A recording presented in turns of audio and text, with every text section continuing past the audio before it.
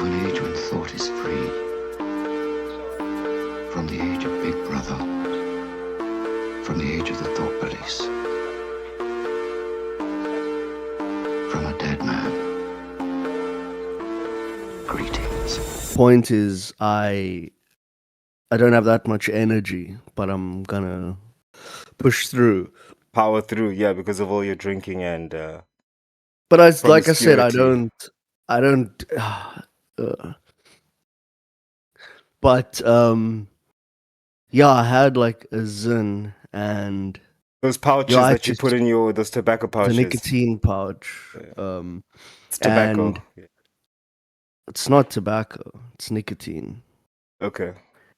And like eventually, it just started like burning my lip like crazy, and I don't understand it, dude. It's like the dude who gave me like one of them, he was like, "Oh no, I have to." When he plays soccer, he's like, "Oh, I get a lot of nerves before a game, so I pop a pouch because it calms me down." And I'm thinking like, whatever happened to using the nerves to fuel your performance? Yeah. Because I mean, we know how it is. I mean, um, I won't say maybe everybody, but when I was in a sparring session or a fight or whatever, the more nerves I had during kickboxing or something, like I was very good, I guess, subjectively, obviously, but I felt like I was I more felt amazing. on. Yeah. I was more on. Then Yeah. when you come in there overconfident and loose, you leave all these openings and mistakes, and the people can capitalize on. You say But ba- that, but at the same time, um, when you get into a fight angry, now what I'm saying doesn't directly contradict what you're saying, but um, let's say you have one person who gets into a fight angry, and you've got the other person who's completely emotionally detached but ready. That emotionally detached person will be much more dangerous because they are not stiffened up by their hate or their heat, right?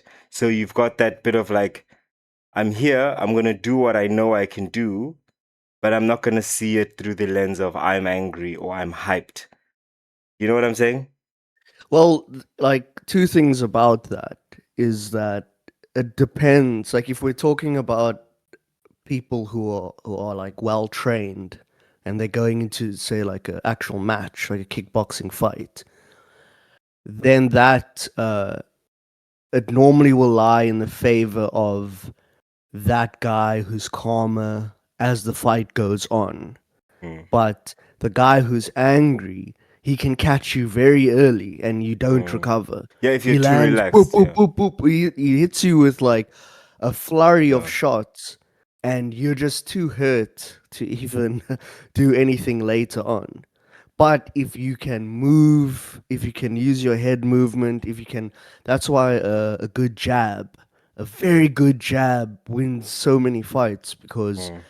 while this guy is like pressuring me and I'm just, it doesn't look like much to the Yeah, audience but just you popping are, that jab, but it's annoying him, and that adrenaline is now falling. You know, he's having that adrenaline dump, and then the next thing he's gassed. mm, And now because you're calm, but even the guy who's calm has nerves. You know, all the yeah. best fighters have always said, uh, like maybe Chuck Liddell is the only outlier, but they've You'd all always go said in that angry. I'm no, no, like in terms of the nerves.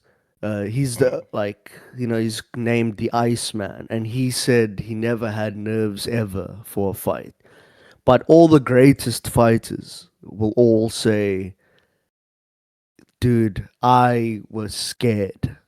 Yeah. Um, and that's the reason why you're good. That's why John Jones is so good because, and for those who don't know, this is mixed martial arts, mainly in the UFC, but he's so aware that you can get hit and stuff that he will hit you and then put his hands out to block you and then duck away. And it almost looks like, to a meathead, they say, yeah, stand and fight, right?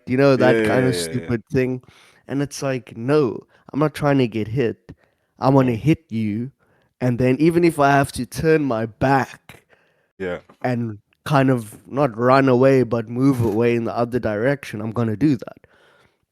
Um, because what guys think, like they used to do this thing when we were in school, where you take your belt, right, of your yeah. school pants, And you and tie them then together. you take somebody else's. Well, yes, you do tie it together, but you take a friend's belt and you tie it on yours, and you tie each other together, and you stand right in the pocket, and you Mm. just start wailing on each Yeah, other, yeah, boop, yeah, boop, yeah, boop, boop, until one basically just like falls down and like says, "No, I can't anymore." yeah. Uh, So what's but the name of that's the not. school so we don't send our kids there? No, dude, I don't think they do that type of stuff anymore. These I don't days, think. these days, they just gang up on you, man. It used to be so annoying. I didn't know that kind of mentality until I went to my South African English medium school, whose name we shall not utter. That's Um, fair. That's it's fair. fair. um, uh, and there, I mean, I just saw mob mentality, like, six people on one person, that kind of, and I don't want to say, 20 people on one. yeah, like a lot, like it's like, that's not how I knew it. I always knew it from, and I might be an old person, old soul or something, but like with the schools where I'd come from, it was always like mano a mano, right? Like your friends are there, but really Yeah. they're just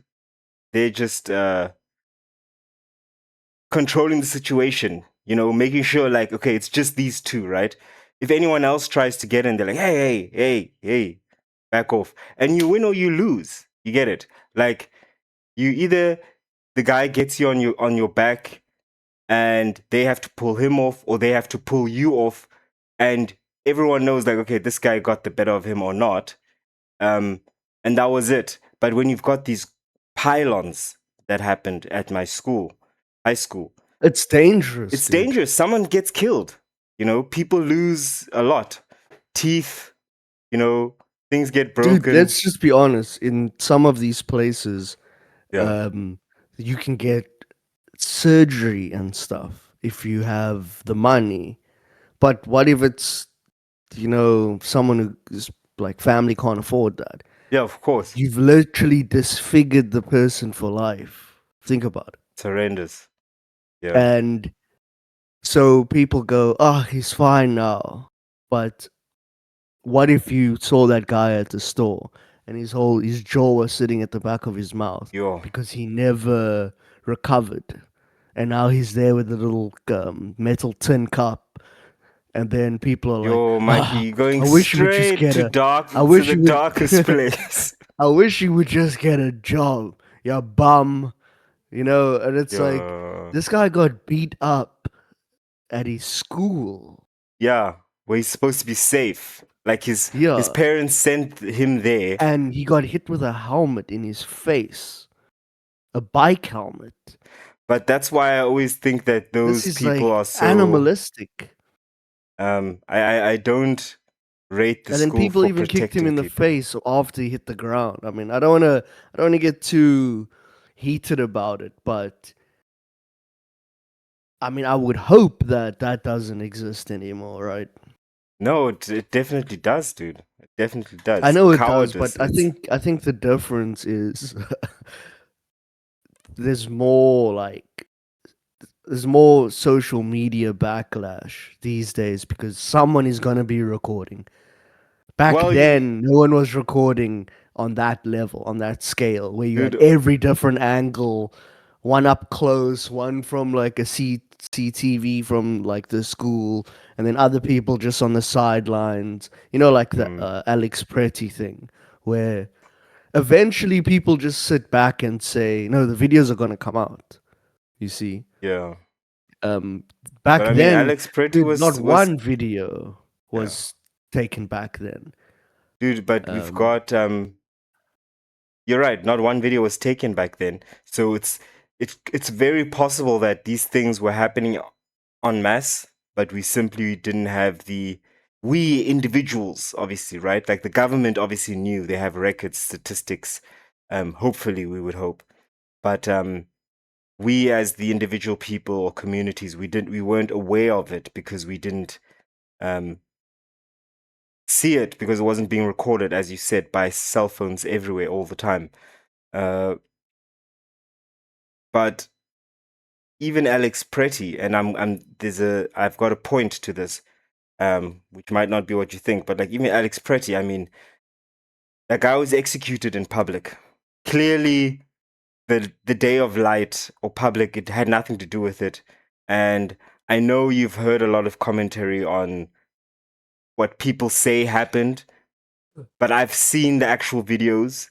Um, and you see him first going down, then you see the officers removing the gun from behind his, like in his back, right? Which he never once reached to. He never acted like he was reaching for it. He had his hands up. um they remove it. A guy, then one of the officers or agents, then walks off with it, and next thing you know, they're all pulling out their guns and just like execution style shooting him there.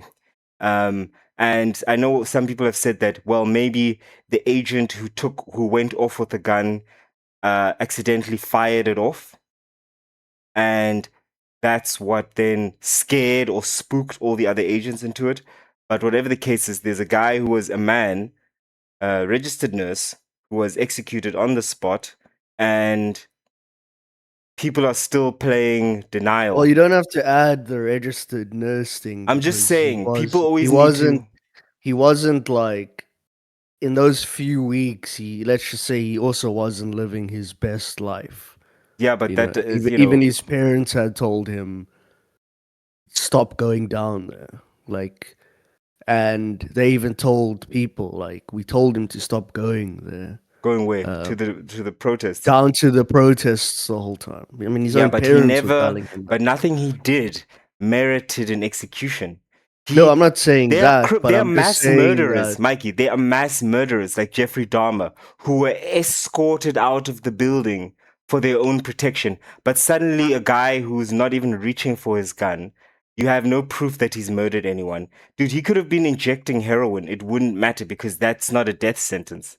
You get it? That I'm doesn't. not saying that it was good. Like I said, I'm My, still very torn up no, about you're it. not. But My point was, I told you I had how a point dare to you? this. I told you I had a point to this, and my point is, this I know you is touchy about Alex Pretty. I'm touchy about the whole thing. It's fanaticism. That's what it is. And I want to talk to you about the root of. Are you manifesting? What's going on, dude? I see your face contorting. No, it's long. The power of Look, Christ whenever compels you. The power no, of Christ whenever, compels you. whenever, The power of Christ compels you. whenever I have like whenever I drink or whatever, it's I won't say it's my immune, but my nose is like really itching, and I don't want to like be rubbing it. So I'm trying to like I'm trying to like itch it basically. So what I want to talk about is this fanaticism, right? This absolute adherence to whatever gospel is now coming from the White House or from, I mean, I guess in this presidency, in this US presidency, it wouldn't be a stretch to say that Christian Zionism. So you want to bring political right away? I thought Yeah, we were but that's still what it is enjoying. about, right? Because Yeah, but we're okay, talking about fine. mobs. We're talking about the power that ideas have over mobs, right? Like around the power to radicalize, galvanize groups of people. And this is one of them. I mean, you sent me the video, right? Tucker Yeah, the Tucker Carlson, Carlson one. and there Which he is has the a. second one, right? That guy's been on before, and that I also, for some reason, checked the first one, Oh, and really? that was also like really good. I made some points in it in like previous conversations we had, but yeah, that guy gets in there, dude. He goes to like basically their services, and he even says in that first one, he even said like people will come up to him, uh, all nice and stuff, and then all of a sudden something switches in their head, and they go, "Oh, who you here with?" And immediately you start seeing the hive mind buzzing like that, dude. And now you have like these like chicks looking at you funny, like like, Okay, okay. you Go a know. bit more into detail. What do you mean about the hive mind? So it's like this, when you get there and everybody's there, and it's Mm. everybody's clapping and hi there and giving hugs and stuff. Everybody in their best dressed suits, and they'll see you. They'll notice, We're oh, talking you're about a new church now. person. Yeah, yeah. They'll uh, notice you and be like, oh, hey, like maybe you'll get a couple of hugs, and then they'll start looking around and noticing your behavior, and immediately this like hive mind thing switches on where the one chick will be like, oh, so who you here with? And it's this, it comes out as a genuine question, but they also like, they're puzzled, their brows are furrowed. Mm. And then the next one, it'll like send the signal, like ants. When you kill one ant, the signal goes out Yeah, the and all the pheromones ants are start like, released. exactly. So that's kind of what happens in that situation. Uh, then you have another person being like, oh, aren't you new? And you're like, ooh, I'm being cornered here. And, it even happened to me a few weeks ago where just like all these random people were coming. Oh, but I think I saw you here before, and I was like, oh, yeah, I was. Oh well, then you're not new, and I was like, this is too much attention that I'm garnering here. But But that's what what were they? happens. Why do you think they were asking you who are you here with? Because you were there alone, or because you were there with someone? No, so with that Nathan guy, he what he does is he goes into these places alone, and so he gets asked that question like, oh, who you Mm, here with, because immediately there's this defense that takes place of, oh, are you a journalist or something like that, mm. because you aren't in the flow of the hive mind. Yeah. You're Harala not like, shanda barabasa batanda boruta bata balagaziga badamudaba. dude, you're Mm. gonna curse yourself if you're not Yeah, I careful. know, right? That's the crazy um thing. Anyway, whatever. So, like, I always say it's about intention, and if your intention is to, Yeah. not make fun, but yeah, I don't want to play in that It's not, realm. it's to Uh, yes, it is to try and make fun, but not in a humiliating kind of way, more in a like, do you see what's going on? Like, you get it. I mean, but it would be if like it doesn't imagine look putting on a stove on a low heat, but it's a gas stove, but the flames are low. You're still gonna get burnt. So that's how I kind of look at it. I don't get the analogy, but okay, fine. Yeah, so even if you're doing it lightly, just to kind of show a point, that doesn't mean that it doesn't have an effect, type of thing. But Yeah, anyways, I hope so. basically in my case, I had been to this place before, which is it's weird because they had like their symbol or their logo actually has a flat Earth. Um, The my church friend was, symbol. yeah, and he like his eyes went wide, and he was like, "Dude, that's a flat Earth." And then the doors closed behind, and he was like, "Whoa, what's going on here?" Like all these people coming up to us, like hugging us, Yeah.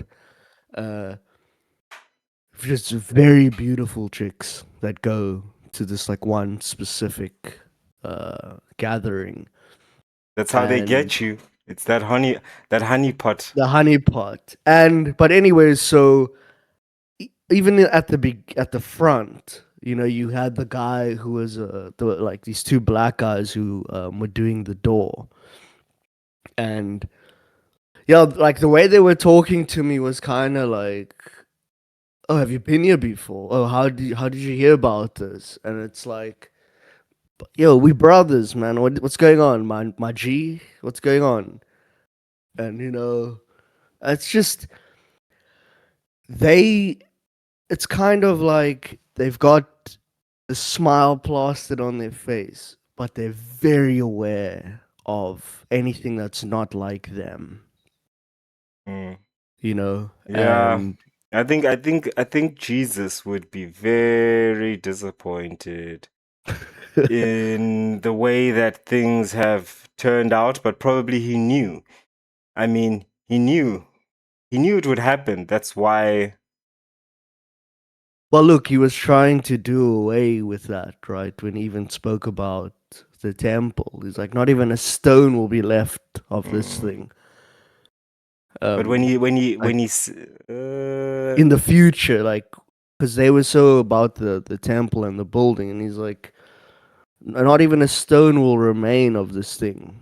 I can't remember the exact way he said it, but he's basically saying this is finite, mm, uh, and it and that's is. why he was saying, no longer will you go to this mountain, no longer will you go to Jerusalem, to temples to worship, and they obviously didn't like that. No, they didn't. But I mean, even and we completely, even rabbinic Judaism today, and this is really, I mean, someone will probably say you're an anti-Semite. I'm not. I am speaking of historical, the same way we just commented on the fact that Jesus would be disappointed in today's church, right? Which means we're acknowledging that there's been a drift between the established values of Christ, that the values that Christ tried to instill in Christians and Jews and all people of the world versus what people who call themselves Christians today are doing, believing, you know, behaving, all of it. And in the same way, maybe even more strongly so, modern Judaism has just drifted far from ancient Judaism. Uh, those Jews would have, or Judeans would have looked at today's Jews and said, wait a minute, what? Where did this come from? How did we get here? Right? Um, Rabbinic Yeah, Judaism. and so that's the thing, right? Where and you actually reminded me of a question I wanted to ask you, because a lot of these Jewish people, they don't believe in the New Testament, right? The New Covenant. Yeah. So does that mean that they're still doing the animal sacrifices? Well, that's what I'm talking about, is because um, No, like genuinely now in 2026, are they still doing that practice? You no, would they're not. imagine that they are. They're not, which is why they're not doing it, because you can only do that at the temple, which means that there is actually. But what about altars that were made that wasn't a temple in the Old Testament? Yeah, but People that would was just make an before. altar. But that was before they had the tabernacle, and that was before they made. I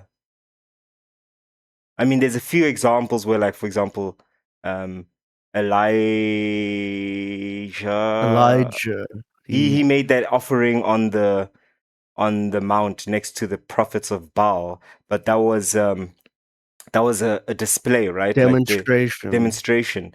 But actually, there's the tabernacle, and then there was the temple, and strictly speaking, right? Allegedly, not I'm not the only one. I'm not the person who said this, but apparently, allegedly, therefore, there can be no one who's claiming to be a practicing Jew today because you're missing that, exactly that, the animal sacrifice. You're missing the temple, the tabernacle, the Holy of Holies. So you're basically practicing Judaism without one of your key tenets being fulfilled.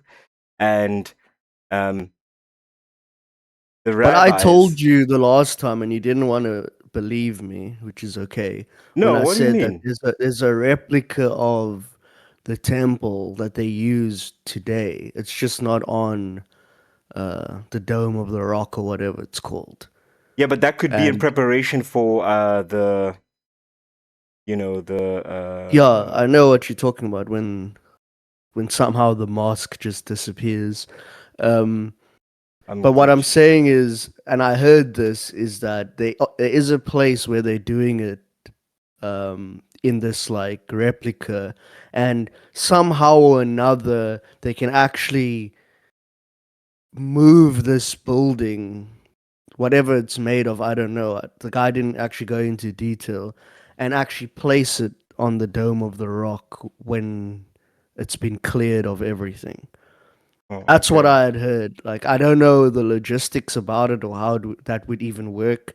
Is it something that you just take apart and then put back together? Uh, I mean, I but we know these days it's not impossible to move things around, especially if it's in Jerusalem, you know? If it's just on the other side, um, and it's not like you're going overseas with it. So that's what I had heard, that they are using it. Maybe you can look it up.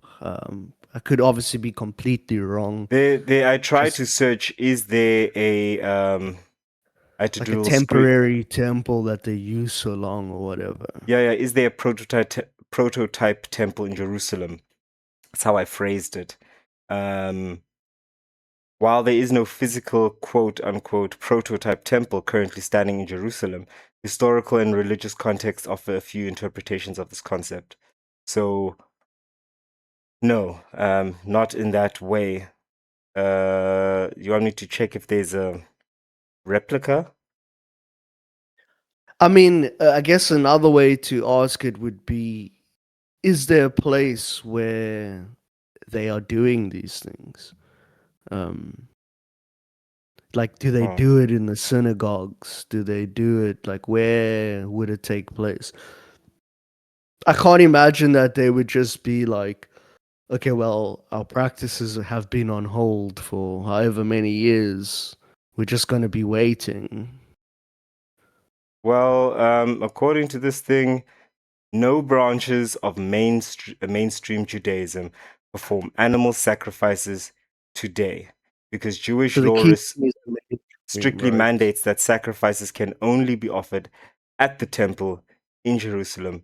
Since the temple was destroyed by the Romans in 70 CE, the practice universally ceased. In modern Judaism, prayer, repentance, and charitable acts have replaced sacrifices as the means of atonement.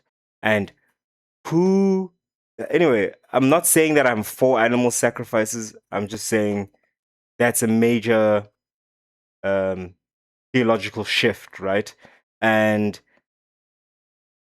it just gets explained away. Um, and I also, would I would believe that people still do it. You know how some people will take pieces of scripture out and even build a whole church just yeah, based on those couple of passages.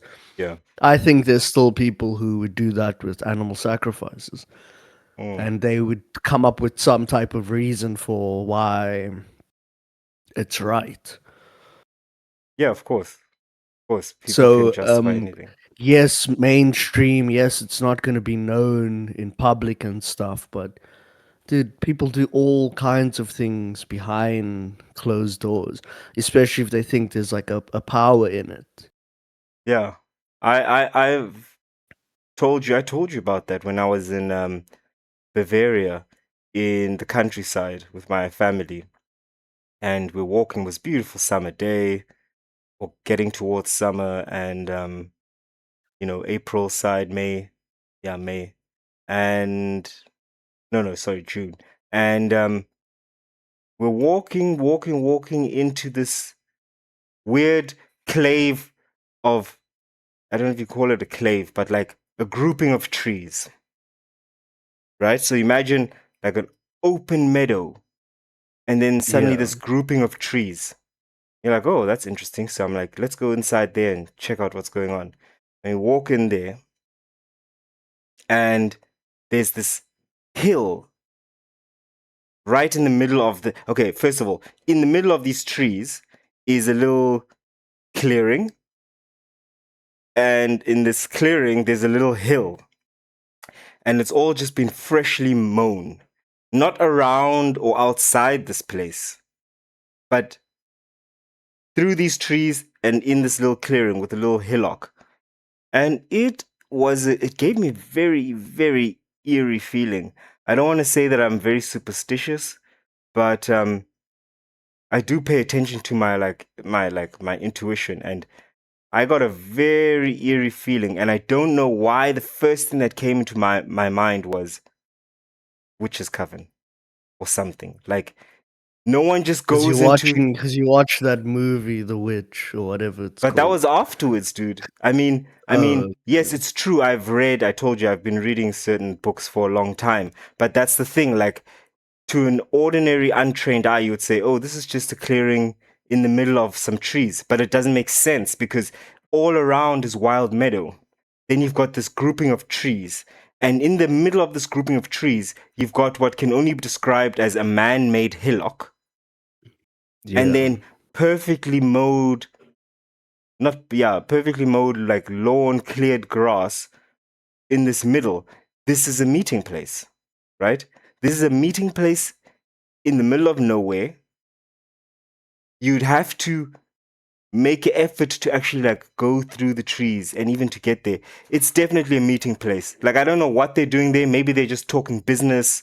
Maybe it's soccer moms meeting there in the middle of the Of night. course not. But this is the thing about it, right? So when we hear things like that, we immediately go, oh, this must be some type of, witchcraft or, some type of pagan religions or whatever. Mm, That's evil, yeah. basically. But how would people have like communed in the past? Gathering in places like, say if we're going from like hunter gatherers to more, I can do it. Agrarian. I can Agrarian. just tell I'm like hungover, dude. It's just, you just, as you're thinking, you just reach these blocks where I'm like, wow, there's nothing there to pull from. It's actually interesting. Because like I said, it's been like 5 months or something. I don't know how people could actually operate like this. It's kind of funny, but um, agriculture. That's what I'm trying Mm. to get to. From hunter gathering to agriculture, and then doing some types of rituals to some type of spirit that the great spirit or whatever, maybe the ancestors, whatever, like insert here. Now, where would you expect these people to be doing that kind of a thing? Well, the forests is teeming with life. And so you would imagine that, oh, in the forest, that like there's more of this spirit there than on just like an open plain. And so when you start breaking it down like that, why is it good or why is it bad? I would only imagine that it's bad when it comes to animal sacrifice, like taking something's life in order to garner some type of Well, I mean, energy or that's the whole thing though, because I know what you're trying to say. Like Because yeah, in just to add principle, this, there's nothing wrong with it. But again, it comes say for down to what are you instance, doing? you have those women, like, and I've been to those types of churches where they all praying in tongues at the same time, and then you get this point where there's wailing and gnashing of teeth, dude. Ah, ah, like screaming. I've seen it, dude, and it like just tears are running, and just it sounds like someone is literally getting like stabbed, Yeah, and it's yeah. just happening all around the room. So now take those people and put them out there in the forest. I mean, what Oh, idea are you going to get? it You're quickly gonna be turns like, into an dude, orgy. It quickly turns yeah, into but an orgy. I'm think about telling it. you. You're gonna be like, dude, there's some weird people out there in the forest. I heard like a noise. I heard like a moaning. Um, do you see what I'm saying? Yeah, but it is So it. whether That's so whether you call it this, that, or the other, it's like I don't think there's a moment where you can say, okay, this is like normal. no, it isn't. It isn't normal.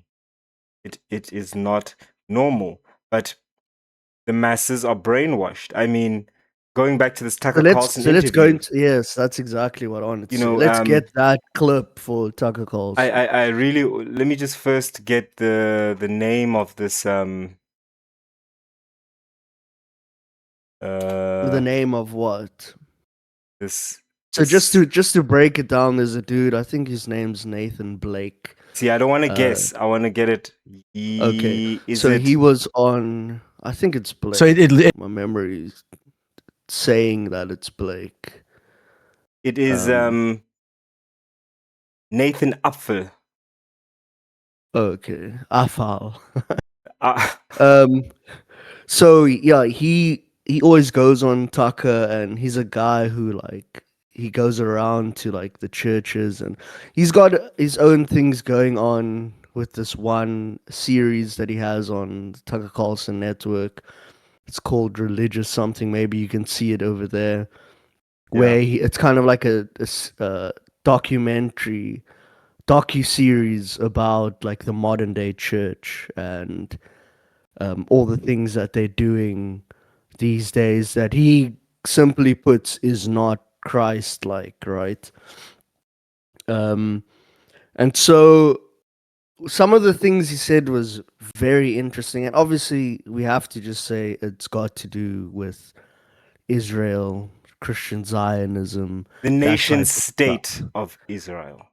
The Exactly, reason and I how he would, emphasize it that way is because Nathan Apfel himself keeps trying to make sure that people catch the difference, right? The nation state of Israel. and It's the thing not that he said in Jews, that, it's not we're not yeah, it's the nation state of Israel. Yeah, continue. and the thing that he said in there that's interesting, he's like, it's the Israel you hear about in the Bible is not the nation state of Israel. Those are two separate things. Yeah, And dude, that's what I've been I think saying. people don't actually think it's different. No, they don't. They think that, dude, Mikey, my own mom, who studied and had read the Bible, sorry, past tense, countless times, right? Countless times.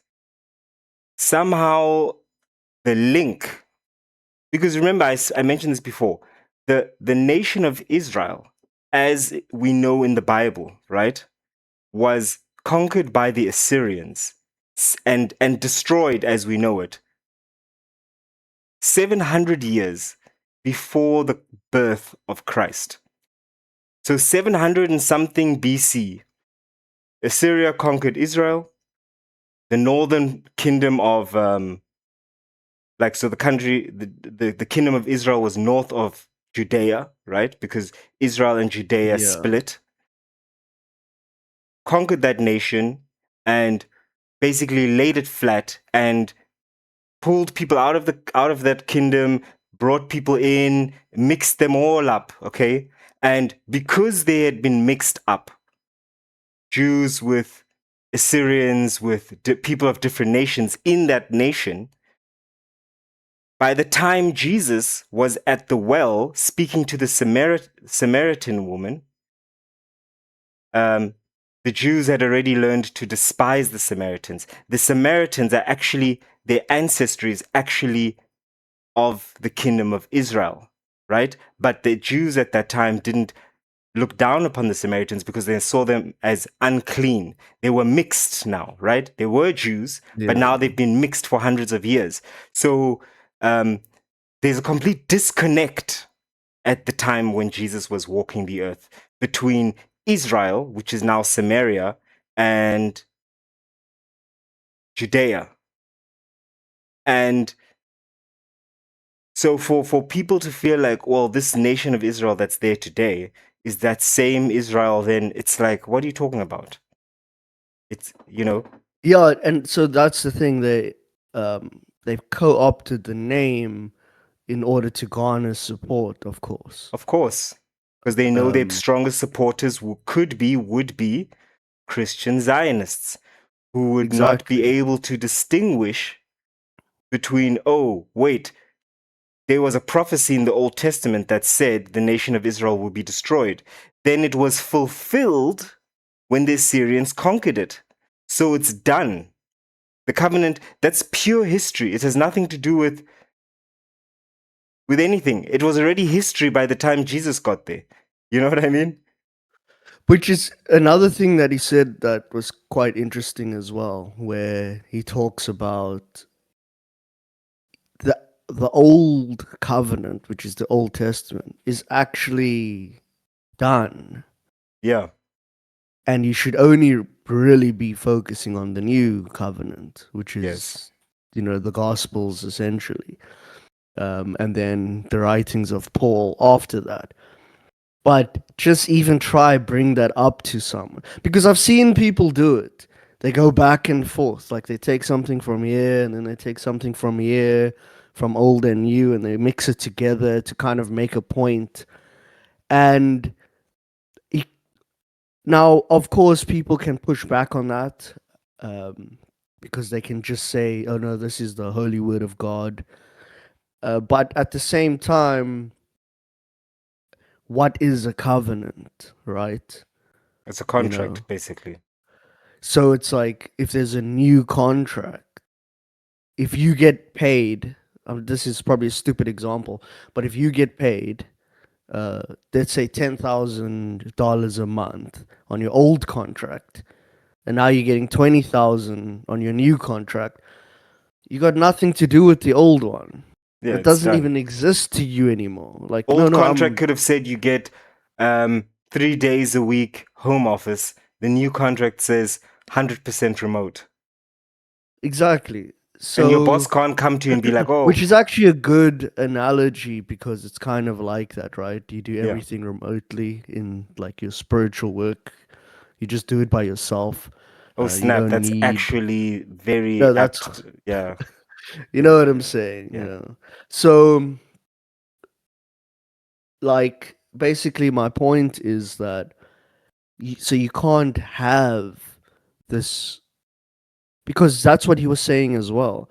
It's this Judeo-Christian religion Mm. where, and another guy even said it quite brilliantly. He's like, "Oh no, modern day Christians are just the churches are just synagogues with a cross on the front."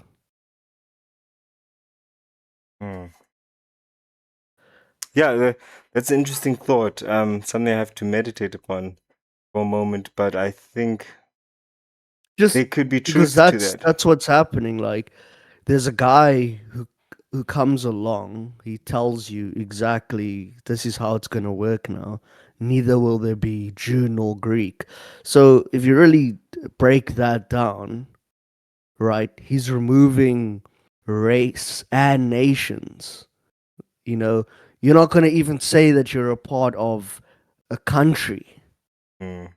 We're all just going to be one under who the Father, right?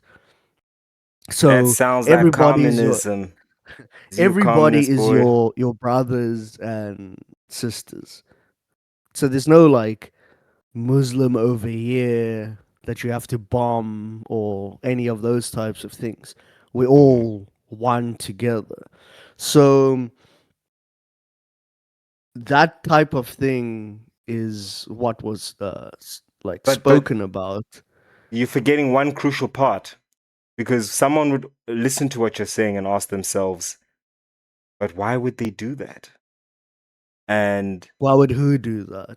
why would pastors be a part of this big machinery that, I mean, pastors study the Bible, right? They're theologians. What could convince them to allow Christian faith to morph to such an extent? What would allow them to basically, like, how could they have missed what Nguni has just said regarding the actual nation of Israel already being extinct 700 years before the destruction of the temple in Jerusalem? And the answer being, a lot of these churches are receiving financing, funding through the International Foundation for Christians and Jews, which Yeah, generates like it's $320 million a year. And just I like, think it's 315, but it's yeah, it's disgusting, but it's money, right? Let's call it what it is. And then, like, there's two ways of looking at it. We're talking about America. mm, So you've got all these, like, different states, of course, and then you've got all these little towns where you've got, like, the local pastor or whatever. And this guy is, he's been trained by someone before him, maybe like his father and his grandpa yeah, and stuff like that. And so that guy might have no clue, right? And then there's these other people who are like part of like a bigger conglomerate who go and pay these guys a visit. Oh, we really like the work you're doing here. And then influence him that way. And now all of a sudden he starts pivoting into a different direction and thinks he's doing it for the greater cause. And then you see there's this thing that he talked about, geofencing, where when a person just, and which is, I mean, what are we doing? Like, that's not very spiritual. When the people literally enter the building of your church, they immediately get their ads and their algorithm starts pushing propaganda. It's the only way you can put it about the support of Israel, well, the nation state. So, like, there's a huge problem because remember, it's like I was saying last week. I spoke about the Middle Ages, where you just had these like priests and you had kind of peasants who couldn't read and stuff. yeah. Now, those peasants, they're not going to question anything. And I'm not saying that those American people are peasants, but I'm saying that a lot of them, if you gave them the Bible, they won't understand anything that they're reading there. They Yeah. look, and it's not even just America, it's around the whole world, where people look at the pastor and they say, you must tell us what we must do. Because yeah, you dude, it's not Because just, the way you interpret it, it makes it easier for me to understand. yeah, I mean, dude, they're bringing out their own Bibles these days, dude, it's the and not same to knock thing. him, but like Kenneth Copeland, he has his own Bible where it's got his notes in it that he's Mm, made.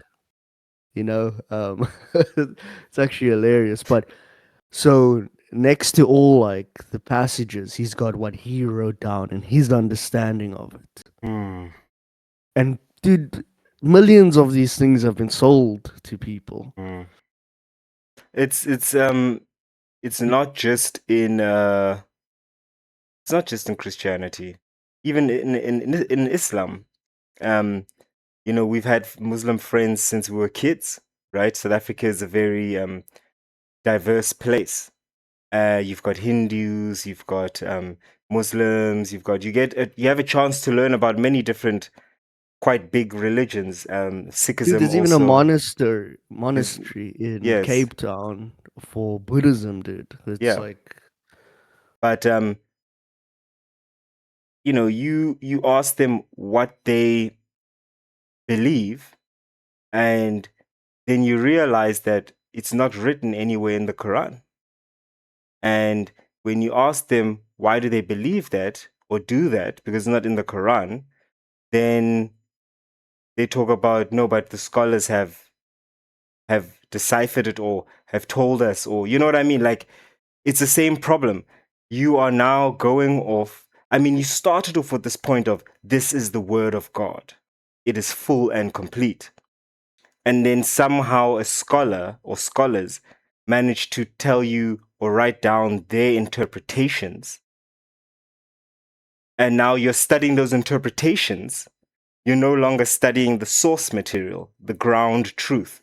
And if you don't, no matter what religion you're in, if you don't know the source material, you're in danger of being steered in a wrong direction. And that's how you have someone, a Muslim, coming to you and telling, I've had this, a Turkish friend of mine was like, well, Muslim means friend. And I, as someone who has read the Quran, was like, what do you mean? Like, Muslim means servant or submitted one. Like, Islam means submission, right? So a Muslim is someone who submits, and then in brackets, to the will of God. But how do you now suddenly come to Muslim means friend? If you want to tell me that to be a good Muslim means to be a friend to others, okay, fine. But that's not how he said it. He said it like, and this is a grown man who's like 50, and you're like, geez. So I guess you've just spent 50 years of your life. You've never ever picked up the actual Quran and read it. And of course, like you said yourself, they are Christians the same. They can only phrase a few passages here and there, but they can never make full sense of the full picture because they haven't been studying it. The thing is, it's and I wanted to close that loop, Yeah. so we can move on with it. But it's, how do I put this?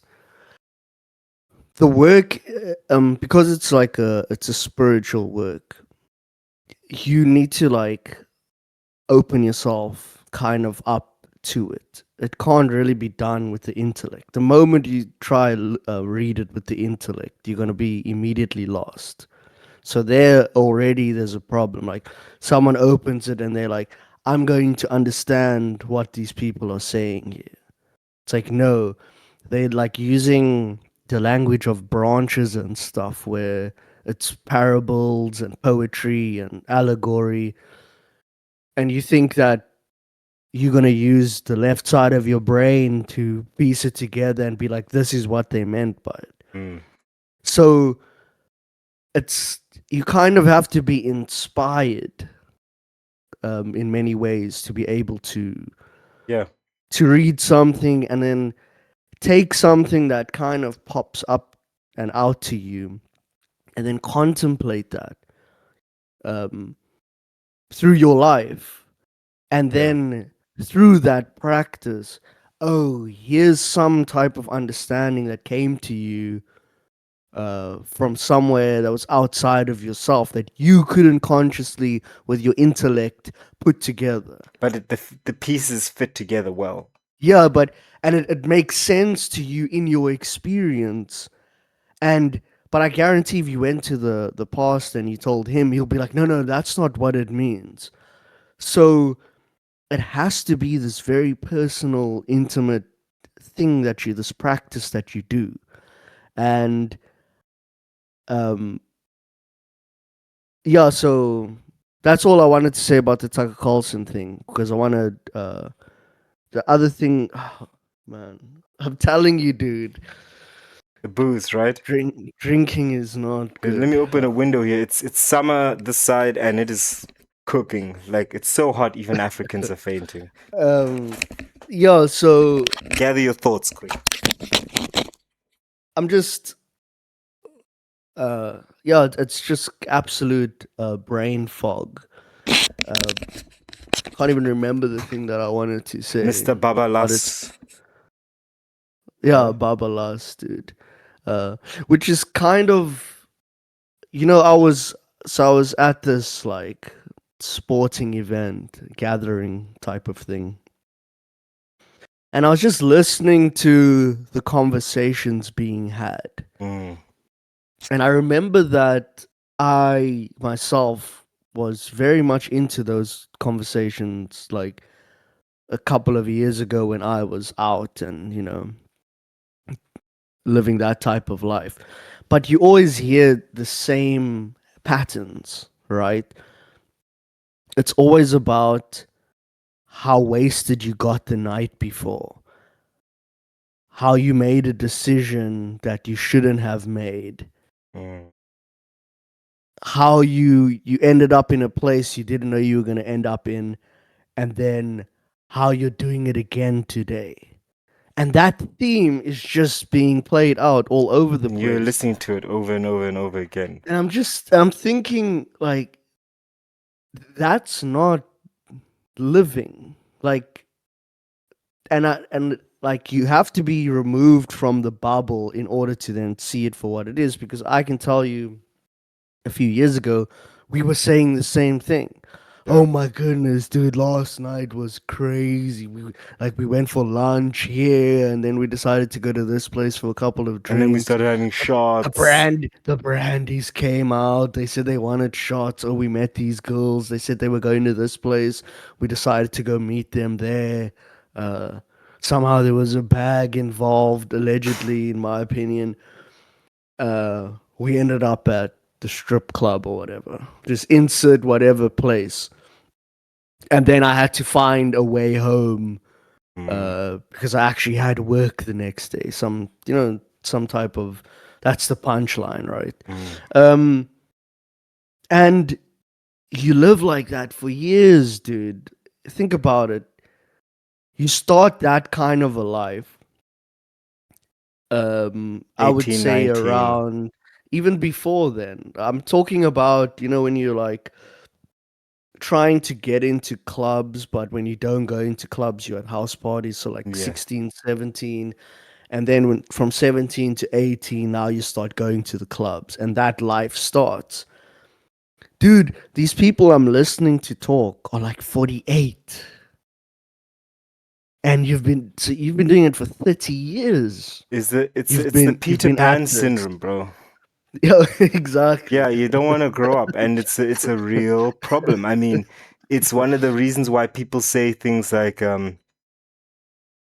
"Oh, when my dad was my age, when my parents were my age, they already had a house and they already were married with like 2 kids."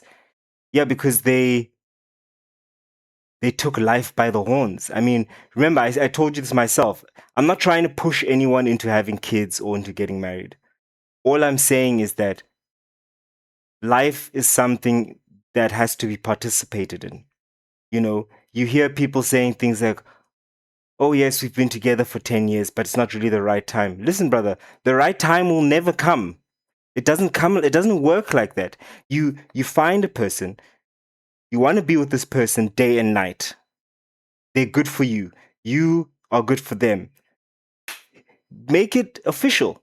Even if you decide we never want to get married, but just make the commitment to live your life, because at the end of the day, even if you marry and you're married for 20 years and then you have a divorce, guess what? You're not going to, in the most rare cases, okay?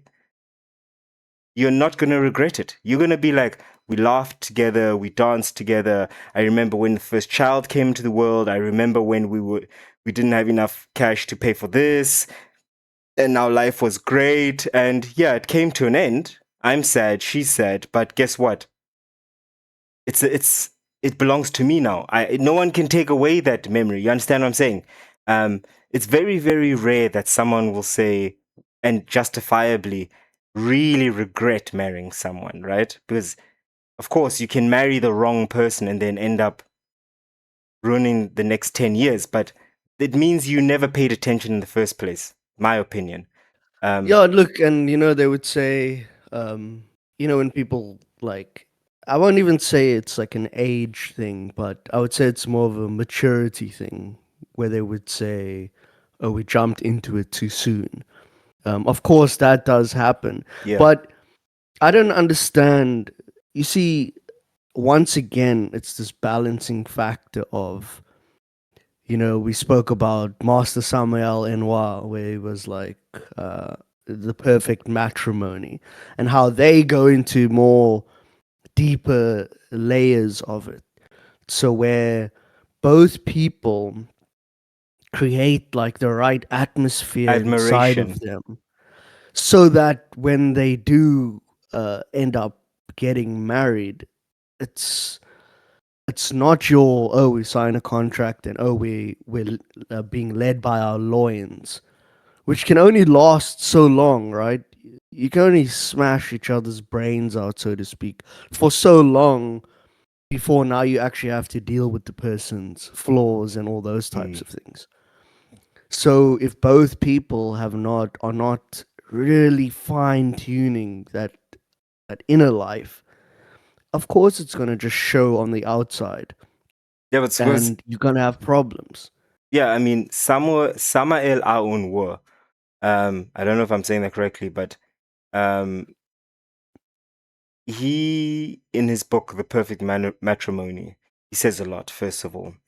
But what he says in there, which I really found profound and still hold for true, is that the perfect matrimony is built on admiration. So, admiration is the source of real, true love. There's lots of people who go around saying, I love her, I love him. But the moment that person shows a disinterest or leaves them, suddenly she's a bitch. He's a jerk. Yeah. That clearly shows that it wasn't real love. What Samael talks about is admiration. So the way I always try to describe it to myself is admiration. You would look at a thing like a diamond or a car, and you would say, that is a beautiful car or a beautiful gem. I admire it. It doesn't have to belong to me, but I admire it, right? That's the difference between what most people consider love, where I love it because it belongs to me, or I love him because he belongs to me. I love her because she loves me. This is not real love. The real love is admiration. Even if the person leaves you or whatever happens, you still find that intrinsic value in them. And then split that admiration up into physical, mental, spiritual. Now, something that Samael says is a matrimony or a coupling that is based on just one of the three admirations. So either two people admire each other only mentally, right? You have those where people say, "Oh, she's a doctor like I am," or I'm looking for someone Like who's an more like conversational, right? You guys can talk about intellectual things, and there's like a mental attraction, yes, like, that's wow, I can great. talk to you for ages. I think That's that's great, a good but example of it. yeah, but a marriage based on that also isn't gonna last.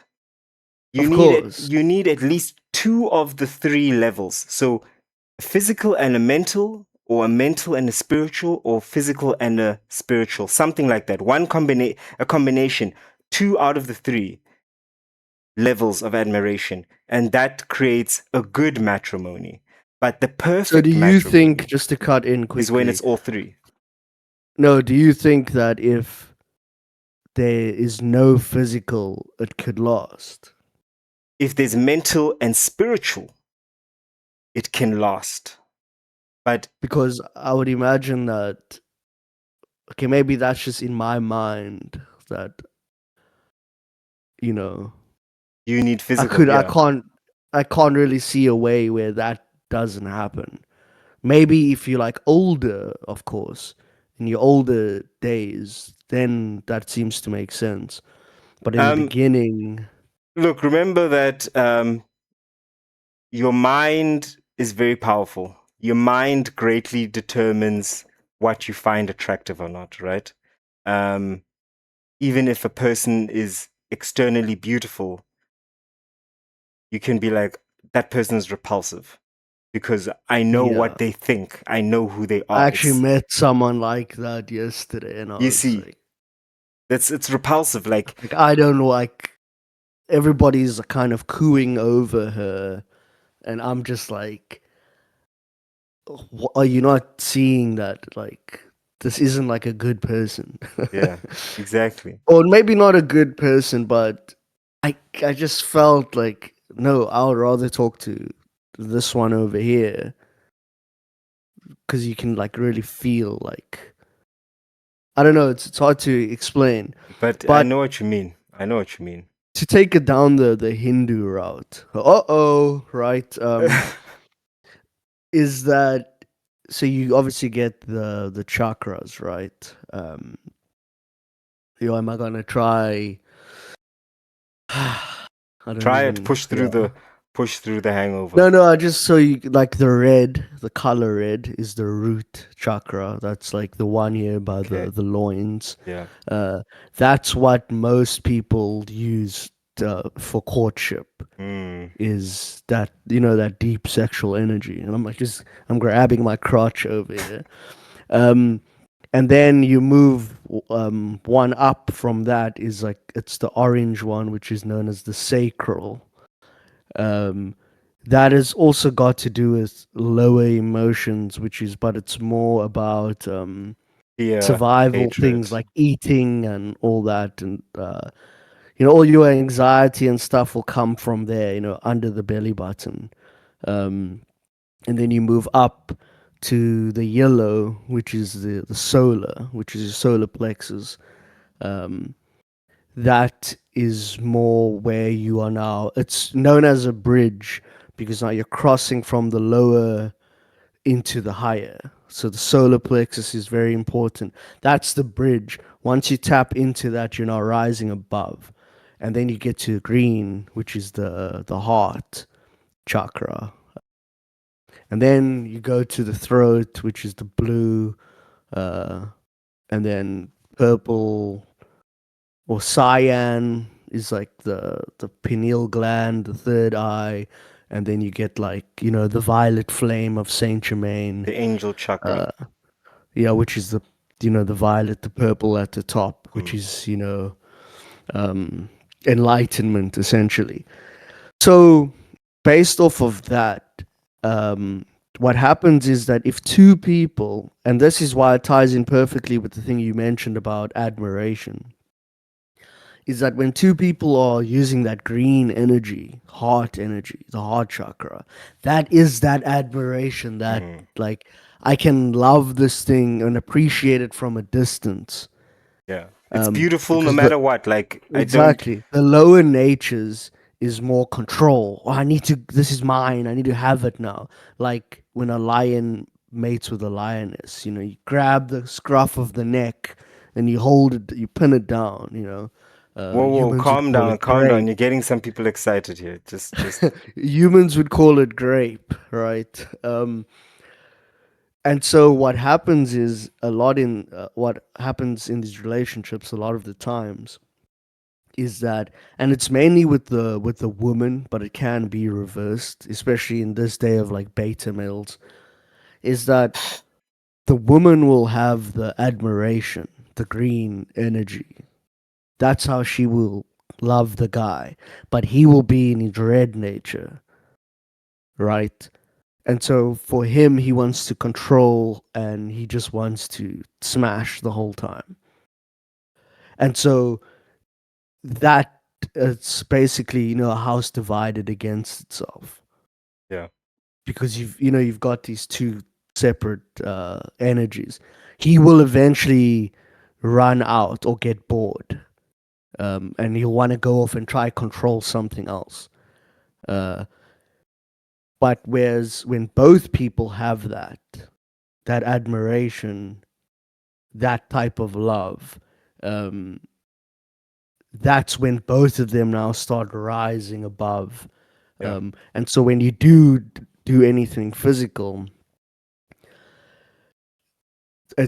you're kind of doing it from the heart. So Yes. it's this whole other type, and then you don't need to do all this like Kama Sutra stuff of bending the leg over the neck, and you don't need to do any of that stuff, dude.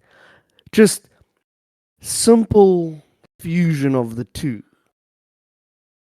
It's like builds up in the heart and then starts moving up to where it's like you guys are connected here in the forehead, bro. Mm. In the third eye, and then right at the top of your head there's like this very intense tingling while you're sort of entangled, You- and it's nothing Entangled. I like love that word choice. and and it's like something that nobody has experienced before on that level, and that to me is like the perfect matrimony. Yeah, but that's what he See? talks about. This is so nice. You know, I loved Samael's books because they were so direct, but also outlandish, but they still had a lot of gems in them. I read many of his books, The Seven Hills, oh man, and Christ But isn't he consciousness. like known as like some type of a Gnostic or something? Yes, it is Gnostic. He is Gnostic. He was, sorry, he's passed on now. And his movement has pretty much, I think, collapsed, or there's still some like the movement shrank. But you know, another thing he spoke about often was all the time actually was that union between two people who are admiring each other on all three levels, right? Physical, spiritual, mental, and the sexual union and the power that is created in that. And which I don't think many people will argue that. Like, indeed, it's true that when two people truly love and admire each other, then when they get together, there's like something in the ether, something that's more than, it's like intangible, but it's like perceptible. And he, another very important tenet of his was now not just spending that energy, letting it just disperse and dissipate, but capturing it and harnessing it through what he called basically retention, what many people refer to retention. Ah, You see, because he says that once you spill the seed, what you do is you release all that energy. In fact, he went so far as to say that people who purposely and regularly all the time spill the seed, they're basically like black magicians in a way, right? And especially when they're doing it not in a union of matrimony, but just fornicating. Fornicators, in his eyes, are black magicians, basically. and even lower than that is where you're just jacking the whole time Yeah. to like some type of vile thing on the internet. Like that is probably the lowest you can be at. Exactly. And yeah, it's powerful stuff. I mean, it's a difficult path. I mean, um, having intercourse and then just like stopping mid, like coitus interruptus, and just being like, Well, I'm good. it's called karetsi, right? It's a Greek word. Can't remember Karetzi. what it actually karetsi or karezi. I think it's like Oh, keep Karezzi. talking. I wanna check it out. I wanna see. And basically, that's the practice that you just mentioned. So, coitus interruptus is not. I know it can be used in that regard, but that essentially means that Oh you're my just goodness, pulling that's out. crazy. It's just went You're straight pulling to out and porn. just. Sorry. Karetzi, how do you um, spell that again? Karezzi, I think. And so coitus interruptus just simply means that you're pulling out and blasting outside. Ah, Karetza. Um, Yes, you're not. correct. Yeah, You're not just pulling out. You're Yeah, actually so what I mean is with Karetzi or Karetza, whatever it's called, um you are you're remaining like within I just want to put this as spiritual as possible because I mean I can go the other route, and just get but I'm explicit. Yeah. I'm a bit hungover, which is essentially when you have that buildup of tension, and I've done this before many times. It's see when you're thinking from that red energy, it's impossible to do. You end up having like blue balls, and you just don't feel Yes. Yeah, comfortable at because the energy all. is not going. It's not being channeled It's not up. rising Yeah, it's like a exactly. blocker. You've got like a pressure cooker. That's the wrong way. And he also said that, Samael, like you can't So go that's about it what that way. most You're gonna people exactly. That's what continue. most people have a problem with. You know, a lot of these guys, and it's like, yeah, because you think it's just like, I'm getting it in now, and then oh, then now I'm gonna get spiritual all of a sudden. It's like no, the whole thing is like this dance. You know, like when two Oh. cobras, when they do it, like they have this like serpent dance, which is very interesting. Um, Hmm. and so basically, that's one of the problems. But what you're doing is you're starting from the heart and Yeah, let's hear. and you're engaging, and then like both people will feel it like rise to the top, and basically you don't release, right? The orgasm, if you will, happens in the whole body. So that's another thing. People think it's just like, oh, we're doing this and then we're kind of stopping. It's like, no, there is a release, but it's through the whole body, which Mm. can honestly can go for an hour, sometimes more.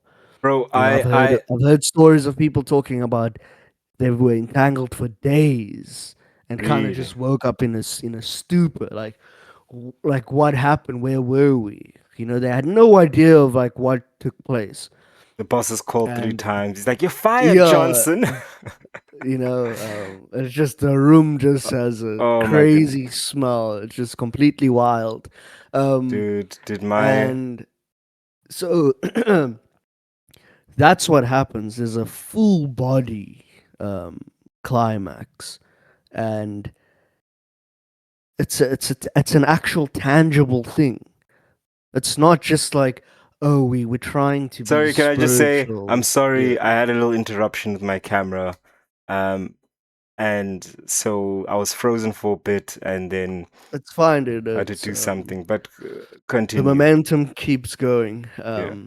Just like people in the practice.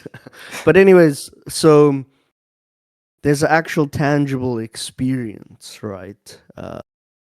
That happens where you can actually say, "Oh my goodness, that was incredible." Um, and so there are those types of practices. Now, if you have to go and tell this to some of those people I was hanging out with yesterday, they'll be like, "What are you talking about, dude?" You know, it's like, yeah, his girl doesn't even let him finish." You know, it'll be like some type of Black joke. magicians, all of them. Black magicians. Yeah, Can I just read this since I found it on Google? oh, yeah, Karetsa. go for it. Karetsa, pronounced karetsa, is a gentle, intimacy focused sexual practice where partners engage in slow, affectionate lovemaking without the goal of reaching orgasm or ejaculation. The term was coined by the American gynecologist Alice Bunker Stockham and derives from the Italian word carezza, meaning caress, core principles of Uh, carezza. No I climax thought it was pressure. Greek. That's all. uh, no climax pressure. The primary objective is to maintain a state of relaxed emotional and physical union rather than building up to an intense physical climax.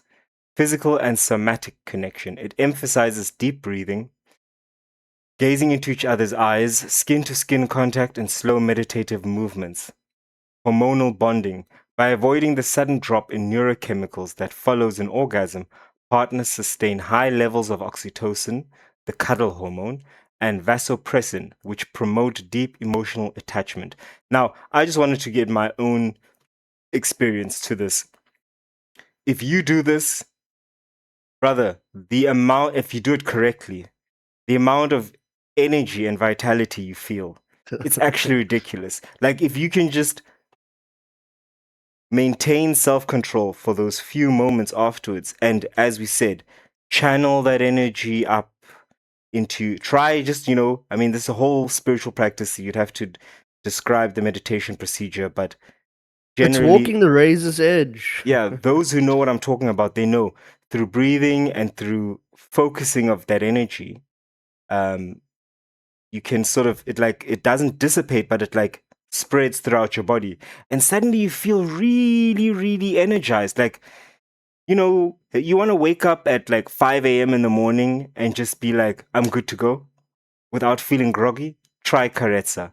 You wanna be very perceptive at work and with people and like empathetic and open.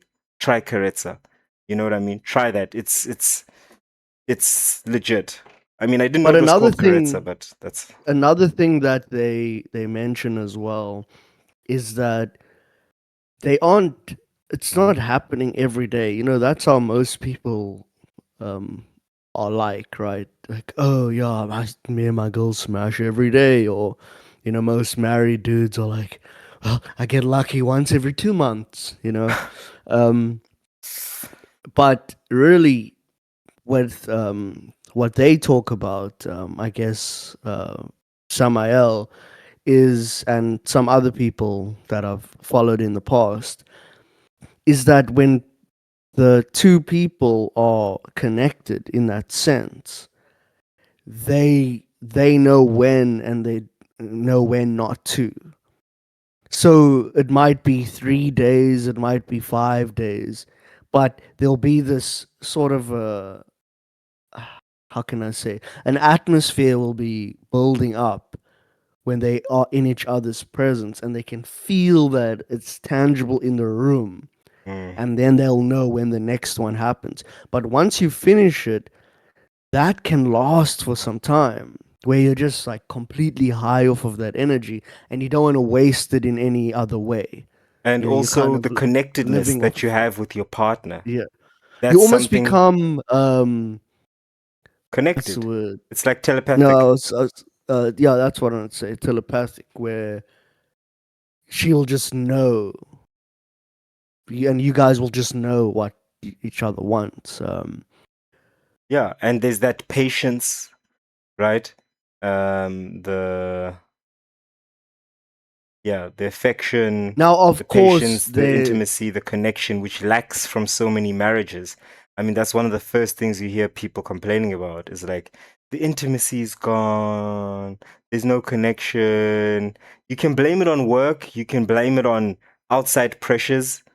Yes, that's dude, fair. the real truth is that no one in that relationship is doing the spiritual work on themselves. And Mm, so you're literally living in the barren lands, kicked out of Eden by mm. the sweat of your own brow, Bro, nose to the grindstone, in the barren lands. That's where you're trying to work from. Of course, it's not gonna last. or it'll be very strained, you know. Um, I And look, often and this is like, sorry to cut you off, but like, no, it's it's I've fine. heard a lot of these chicks who are like, it's just not exciting in the bedroom anymore. It's like, why? Because you stopped choking you, and you know what I'm saying. Like, I've had a chick tell me like, oh, I just want to be thrown against the wall and stuff, and I'm like, oh well, hmm. Okay. So, and look, we've all been in our younger days where, I mean, the list goes on, but where we've done those types of things, and you had the one partner, the chick who was like willing to go all the way with you, and it's just like, you know, stuff that you might only find in like hidden parts of the internet. Um, Or at least Yes. I've had that experience, and I can tell you now it doesn't last. Yes, it's fun for some time, but eventually you're like, well, this is a mess. Like we got a lot of cleaning up to do over here. Oh, So it's it's not necessary, you know. yeah. Uh, And then I've had it the other way as well, where it was, I would say, still to this day, it was probably the greatest I ever experienced. And there wasn't any crazy stuff happening. There was that eye contact, there was that breathing, there was like the matching, even like it feels like your heartbeats are like matching. And then, obviously, I didn't know much about it then, but literally, we both just climaxed, orgasmed at this very same time, dude. Just like, uh, and I actually fell asleep, dude, and you're literally I living it, eventually reliving it woke. right now.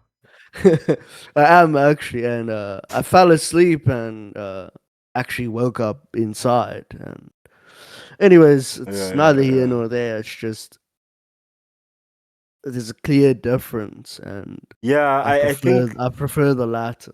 I think that a part of the problem is that we think things will take care of themselves, right? Um, like you don't need to add any fuel to the fire. But that's exactly actually how I would describe it. The relationship between two people is like a fire, especially between marital or between couples. You need to tend to it. You need to you need to cover it from strong winds, from the rain. You need to get new firewood and keep the flame burning, you understand? And then it will keep you warm and you'll be happy for the rest of your lives. So, what is an example? Childbirth. The child comes first, before the child comes into the world, there's lots of excitement, there's intimacy, there's connection because you're like expecting this new life and it's joyous. The child arrives, then there's a bit of chaos. Baby's crying, needs to be fed, there's chores at home that need to be done, you're still working, the chaos of all of that, depending on how well you manage that. And it can be easy to forget about your partner.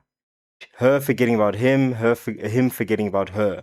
Not just physically, but also just the small things like attentiveness, um, the treats, all those little signs of affection that you show one another. And you have to make the conscious effort of keeping the fire going. So literally saying, okay, right now I'm actually not in the mood for coupling, but I should. And you do. And you realize that, oh, now it's like even if you do it even when you're not in the mood, you re-spark that connection, you know what I mean? You re-energize, vitalize that connection, and you only have to do it like 2-3 times, and then you realize we're back. We're back to the connectedness, we're back to sensing each other's emotions, all of that, just because you forced it, right? You've got to make a habit in general in life. Things just don't happen, right? And I feel like our ancestors knew this. uh, that's why they made rules, like for example in Botswana, and this is very interesting. So in Botswana you have something called the kotla. That's the Kotla, kotla, exactly. It's the village center. witch doctor. No, it's the village center. So basically, it's where the village elders will go and they'll say something like, "Oh, this guy stole my cow," or this and this. But they also discuss community news. So and so had a child, blah blah blah blah blah. And a wife can take her husband to the kotla and say, "Look, this guy is not servicing me," right? Really? Yeah, she can do that. Or a man. Why? Because it's a man's right or a woman's right to receive physical love, right? I mean, you're in a marriage. And I know it sounds funny, sounds also quite kind of embarrassing, but remember that the reason that they've decided something like that is because they knew that the cornerstone of a community is the family. And the glue of a family are husband and wife. You don't have mother and father, husband and wife, you don't have a family. You can have 20 kids, that doesn't make a family. Husband and wife are the glue. And it's important that they keep a physical relationship because they know that all we have to do is make sure they continue to have a physical relationship, and then there can be something that carries on from that. Which I know it sounds kind of Obviously, in terms of that type of level of society, in terms of, you know, they're looking at the physical, they're not looking at all three. I think their I Um, think their conclusion would be, and I'm speaking my opinion, is that you came together because of the mental or the spiritual and the physical, right? That's what brought you together. So one of your three pillars is looking a little bit worn down. So you've got to prop that up, and then it will kind of pick up the other ones. You get what I mean? yeah, it's Because you interesting yourself, that Kotla thing, because yeah, I know it happens with the Rastafarians as well. Like, not, I don't think in terms of like sexual stuff, but it's kind of like a court that they hold um weekly. And they yeah, even do a few beltings as well to yeah. like That also people who happens at the misbehave. khotla. You can also get a belt. Like there's this guy who said to a woman, a married woman,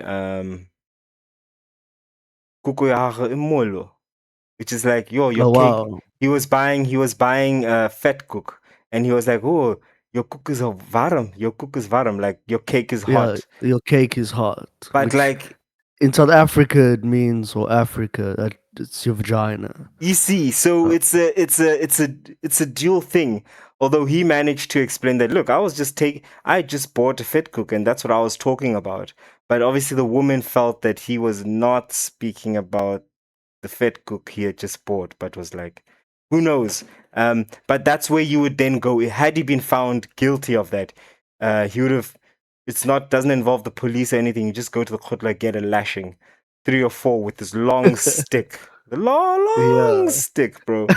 he is screaming in public Yeah, as a dude. grown man. And you know what's crazy is that Dying, dude.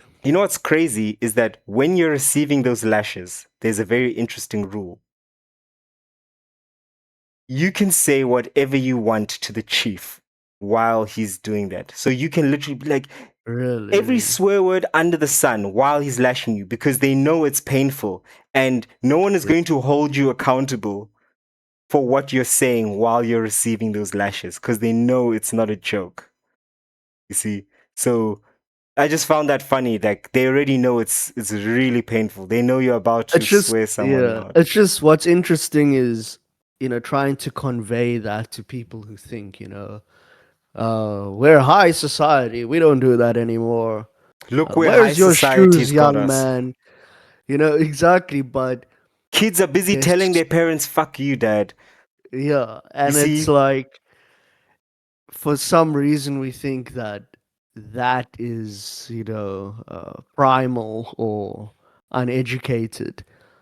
But think about how many things will get resolved within the community, within the town itself, Yeah. instead of, oh, there's lawyers involved, and okay, this one has more money than this one, so obviously the one with more money is just gonna Mm. keep taking them to court until, even if they're not even They're not guilty of right. anything, they're gonna be broke by the end of Yeah. it.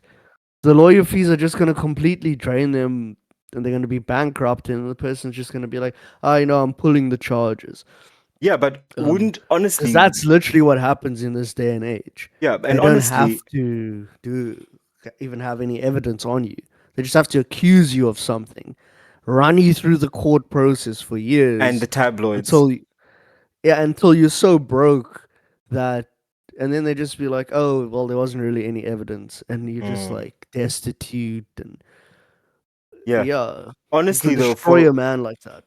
for some of these petty crimes, um, wouldn't it be better? I'm just asking you, like, what would you rather? Let's say you're caught stealing some sweets, chocolates at the shop. Legally, you can probably get like a few weeks, maybe a month in jail, right? Maybe even 6 months. Yeah, can So ruin would you, someone's life for and you that. can ruin someone's life forever like that? Or would you just say, look, take your 5 lashes from that hippo skin whip? You might That hit say, okay, look, hell. I'll just take the 5 lashes, right? And then it's done. But yeah, but it it can't end there though. That's like an issue as well What do you mean? It can't end there. because some people might just be like, if I grit my teeth, I can get away with it. I'll rather take the lashings because prison and jail time is way worse than lashings, right?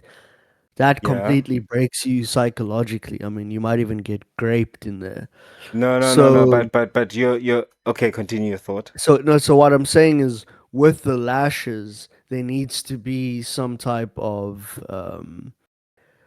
I don't want to say rehabilitation, but there needs to obviously get down to the core of why are you stealing? Oh, he's poor, or oh, he's a drug addict Yeah, or yeah. something. They. That's So you know what I mean? So we have to keep working with this guy so that he doesn't do it again. Because that's otherwise, they're just the- going to be like, I'll take the lashings, yeah. But that's you know. one of the things. Is that okay? There's two things. First of all, they talk about that, so it's not just grab him, give him a lashing. No, they'll talk about it, and you are brought to understand why you're getting lashes, right? Because that's one of the main functions that the khutla has is talk about it. Why are you doing that? You're not supposed to do that because of this and this. And then that's where it would come to light that okay, I don't have a family to take care of me. That's why I'm stealing these things. Or more likely, the stupid answer of I don't know. I just thought I don't know. I'm not sure. But the lashings, trust me, brother. Yes, you'd rather get the lashings than prison. Um, but the lashings are not going to. You're not just going to forget those. Like even hardened criminals don't want to get those lashes. Like you're definitely going to say, okay, I'm not going to steal again because I might get that again. You're not going to just. You might try another gig in some other criminality, but like you're not going to be. Trust me, you're not going to steal anytime soon. So You're not. here's an example of that. And this is where it's like this tight knit community. So I filmed out in this mountain for this one TV show, and I was like this gangster dude. I had like fake tattoos and everything, and we were speaking there to. There was like four Rastafarians who were like the heads there. They're like the elders, and we spoke to them about like how things run there, and everybody was talking about no, those guys are in charge, those, and they would just like hang back, and everybody had respect for them because the actual community, um it's actually on this pass. It's actually called Soloris Pass Village. I um know that place. but anyway, yeah, so basically that village there, it's outside of the city. It's everybody knows each other. Everybody knows whose kids are whose kids, and it's a community, right? And whatever happens for whatever reason, there might be some kids who grow up without a father and stuff, and they will even notice how that one's like a troublemaker, or this one is that, or whatever. And when we were speaking to them, they said that they were like, "No, we know them all. We know all the ones who steal and stuff. We know who's like doesn't have the fathers and stuff, but we the fathers here." you know, and that's how they like cracked down on it.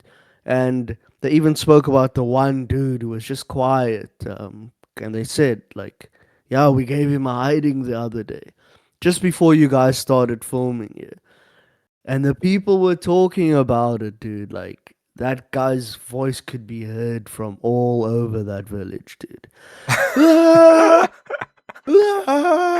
Like, and he was just getting belted by like three dudes, dude. Yeah. Yes. Most of the time they stripped you naked, and they're giving you Pants down, Baba. not even pants down, like clothes ripped off, wet leather, that type of thing, dude. Yes. And just bah in a hockey as well, where it was like very hot. It's like a Yo, hot Mikey, are box. you not describing some kind of torture here? What's going on? Like wet whips? Can you imagine how terrible, dude? A leather whip is bad enough on your skin. A wet whip? What are you talking about, bro?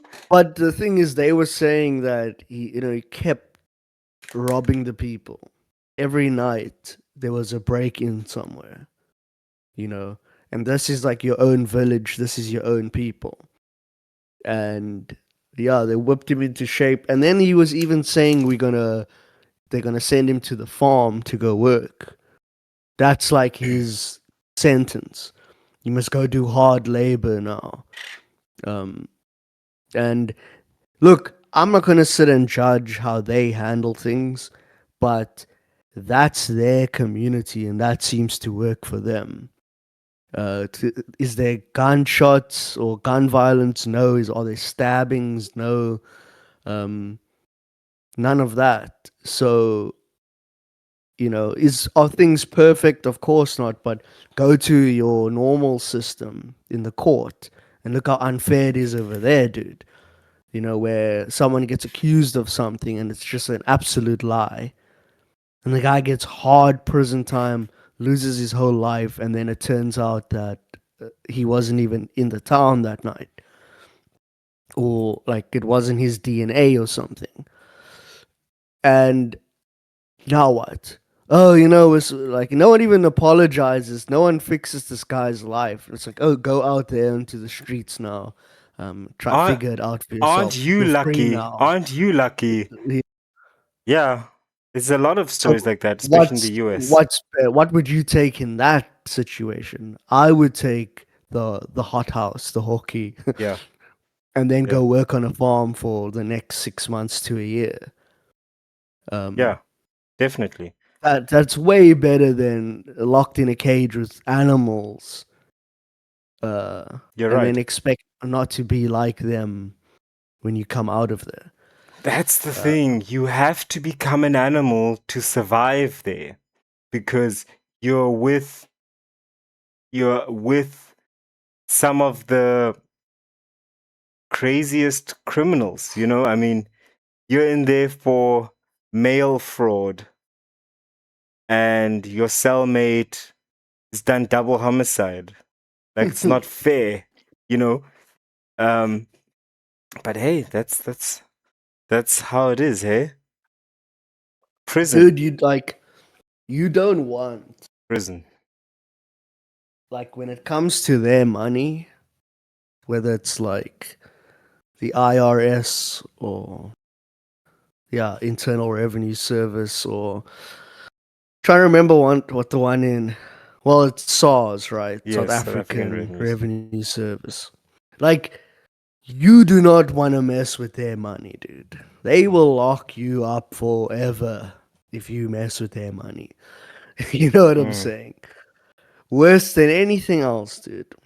You can yeah. force yourself upon a chick and maybe get a couple of years, or Murder, even get away with murder, it, yeah. or all that. It's like, okay, this is maybe a circumstance. Mess with their money. You're done. Yeah, even in South You'll Africa never it's see like the. that. In Yeah, South dude, it's Africa, all dude, around the world. Don't mess with their money, dude. It's like, remember, like, money is their god. right? I That's what mean, we that's we what you're know literally trying to do. we know gangsters who are less scared of getting shot than they are of getting found out. Just audited, you know. Yeah, audited, bro, because because they obviously the biggest problem with the criminal organization is that you've got money and now you have to legitimize the income source. And something that people forget is, at least at the time when I was studying, the South African Revenue Services, or the South Africa, had like the second best chartered accountants in the world, next to Canada. Um, it was like Canada, South Africa, right here. That's why a lot of the people that were in university with me, who then became chartered accountants, immediately like New York, Yeah. Canada, Austria, like all over the world, like the black card, like Visa, Mastercard, something like you're South African chartered accountant. Bam, here we got a high-paying job for you, and now you can just imagine these highly qualified people in SARS, South African Revenue Services, looking through your books, looking at your assets, and just realizing that no, it doesn't balance. And now you're sweating. A man who makes our grown men cower in fear, but now you're sweating because SARS accountants are figuring you out, and they're gonna Dude, and send the do you know yeah. it's in their legal right to like literally tap your phones, Yeah, look through your emails, every little thing you do, they get given the green light to do it. because it's their Like, money. It's their money. Don't play with our money. think about it. That is so heavy. Yeah. Um, but yeah, it's You could scheme, you could defraud housewives and retired couples, and you won't be treated as harshly as when you haven't paid your taxes fully. You know what I mean? At least pay your taxes, man. yeah, like I don't know if it's like an education thing, but you know, as a dude, you always like fantasize about like, okay, if I was this big gangster and this mob boss or whatever, and I wanted to get out of the life and I wanted to go legitimate. And so now you're obviously opening up like those legit businesses to now funnel everything in, as they call it, to launder your money. Um, like I would always think of where exactly would it like bite you in the ass, you know? Like exactly where is it? Um, obviously there's the gang members themselves. Other gang rivals might still want to take you out for something you've done. So that's obviously still a problem. But at the same time, in terms of paying taxes and all those things, why would you mess around there? You want to be able to show your books and just say, "Oh, I inherited money from, you know, my great But I grandpa," don't get and your that's and question I. or your. No, no, it's just I'm just more thinking about it, where it's like, what are some of the pitfalls that you can face doing that? You know, Dude, and why wouldn't you actually pay taxes? Why wouldn't you try and make it fully legit? yeah, but that's the goal, obviously. I mean, that's the idea. That's what they're trying to do. Um, that's literally the goal. Like, I'm not gonna incriminate myself or anything, but you know my past. Um, and that's one of the most difficult That's why I don't things. like to speak about gangsters and stuff, because not that I'm scared about it, but it's because I'm like, it's very close. Let's Yeah, just say that. it's Like too close. it's like, and I'm talking about the big guys, Yeah. where you know you get gunned down over some podcast you did. You know, Dude, people are getting gunned down, dropping their kids off at private school. You know, like imagine just in the morning you're just dropping off your kid, and then you see some dude's like, "Oh, is that a homeless dude?" And then pa pa pa pa pa. yeah, put down. dude. Like, look, people don't understand, like, in South Africa when it comes to the gangs. It's like lawyers and stuff have been killed, Yeah, you know. Like, that's the one thing that you don't do. You don't go after the lawyers and stuff. Yeah, that lawyer will be put down. yeah. Just because you're defending the opposition, the other guy, You it's know, or rough, they. man. It's so. What I'm saying is that that's why I don't. It's not something you'll really find me talking about on this podcast because um I've been given, what's that word? Ah, I've been privy Mm, to a lot of things growing up because obviously as a colored male you're growing up with other kids and stuff and you kind of all fall into the same um grouping.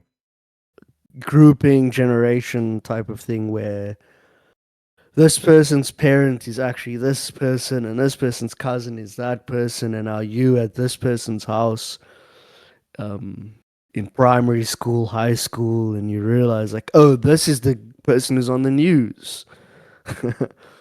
Yeah, So that's why I stay away from it. yeah. You should, Um, man. You should absolutely.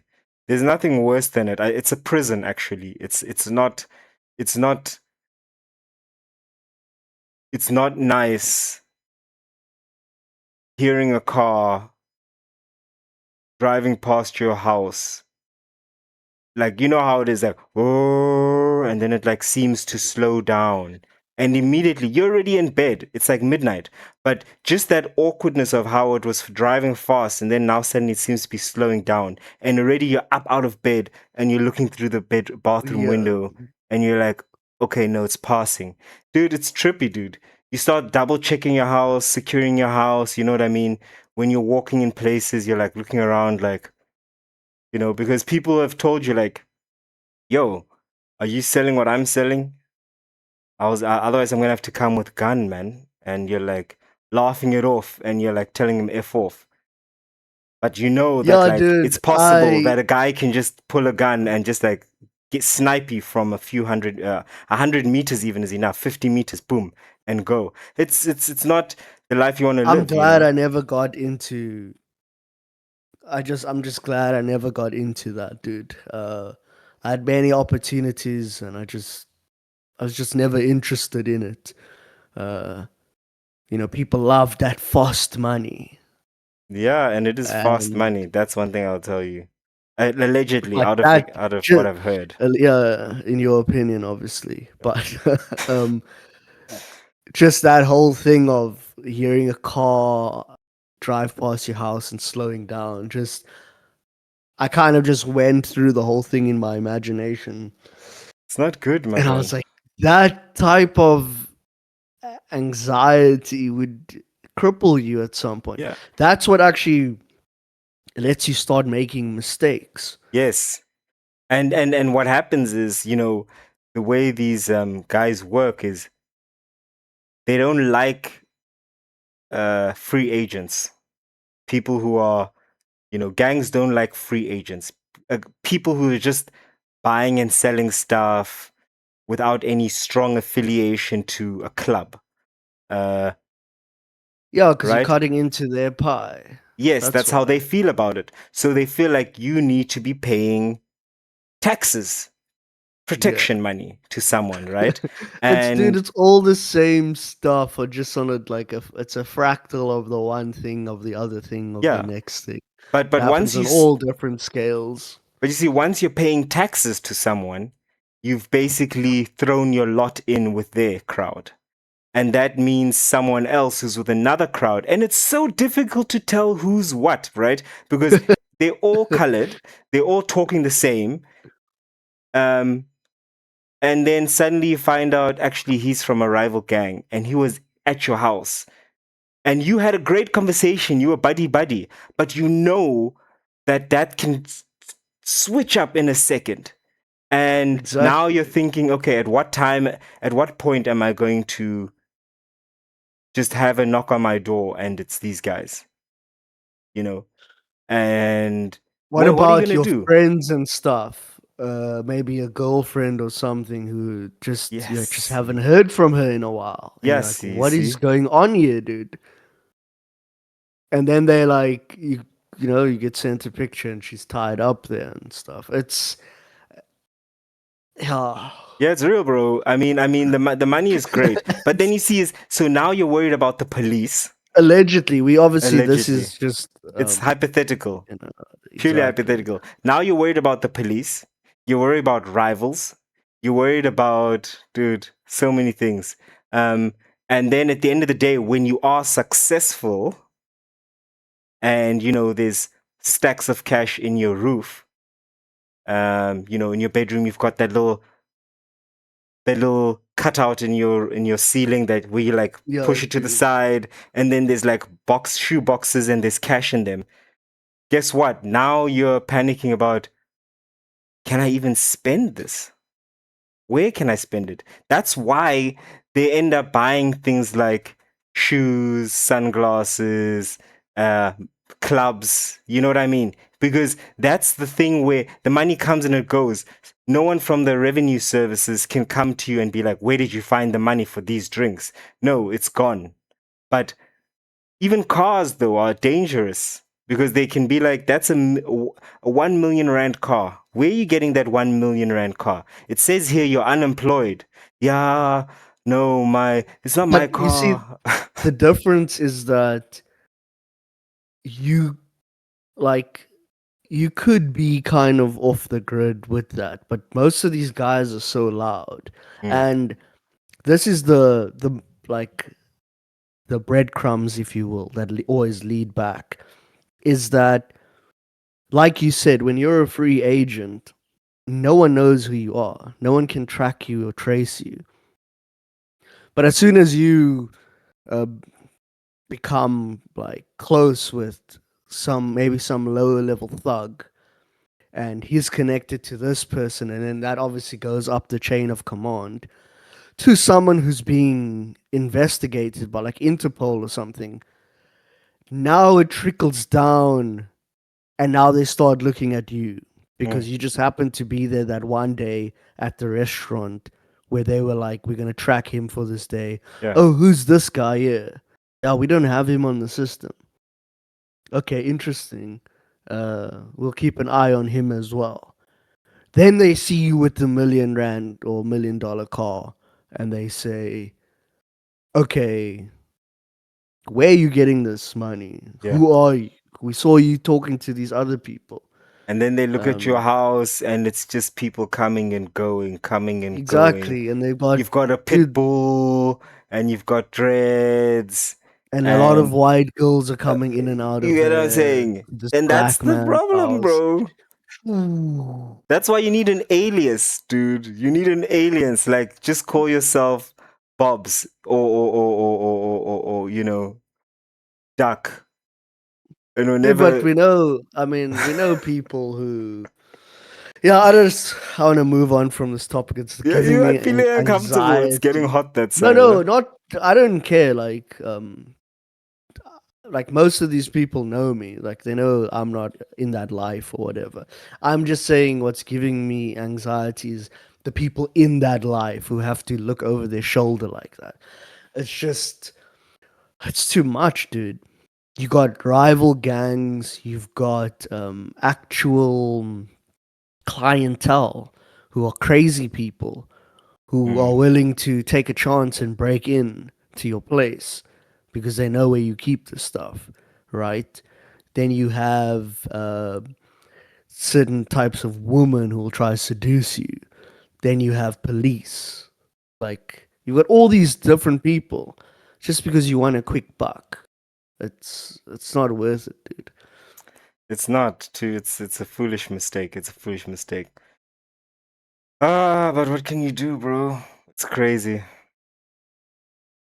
It's crazy. But I'm glad that whoever gets out of that gets out of that, and whoever got out of that got out of that. But I'm trying to think if there's like actually like in the history of the world, right?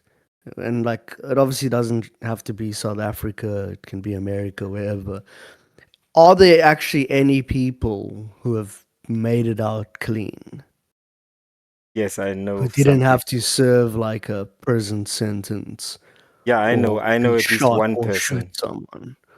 I know at least one person who managed, but that was a bit difficult. He had to literally leave the country and just and like said, you know, an alias is also always important. I mean, you can't in a game like that. You can never give out real details about yourself. In fact, the more contradictory you are, the better. So it doesn't allow them to form a clear picture of you. You understand? And then Yeah. when you're ready to leave, you leave. You leave the country and you assume your real name again, and But that's the that's the only whole way. thing. Do you have to it's like it really is a complete reset. Yes, it's a and that's what you It, need what because I'm you need saying is to, it's not like, oh, the guy still lives in the same place but he's out. bro. That don't happen like that. No, no, no. It doesn't happen, bro. It doesn't happen. As far as I know, I Because don't know I that. mean I know some guys and they weren't like high level or anything, um, who aren't in that life anymore, like that I can tell, and are just living a different life and doing their own thing, you know. But I mean, these are like white guys I'm talking about here. Mm. Like I said, not big time guys, but one or two run-ins with like the police and stuff. But kind of just seem to have exited cleanly. Like, oh, I did that once at a point, but now I'm, working at my dad's car shop or whatever. Yeah, the problem is when you get in with the gangs because Yeah, you are now a cash cow. You understand? Even worse if they were moving a lot of product through you. If you were the reason that they were moving a lot of product, you can't just leave.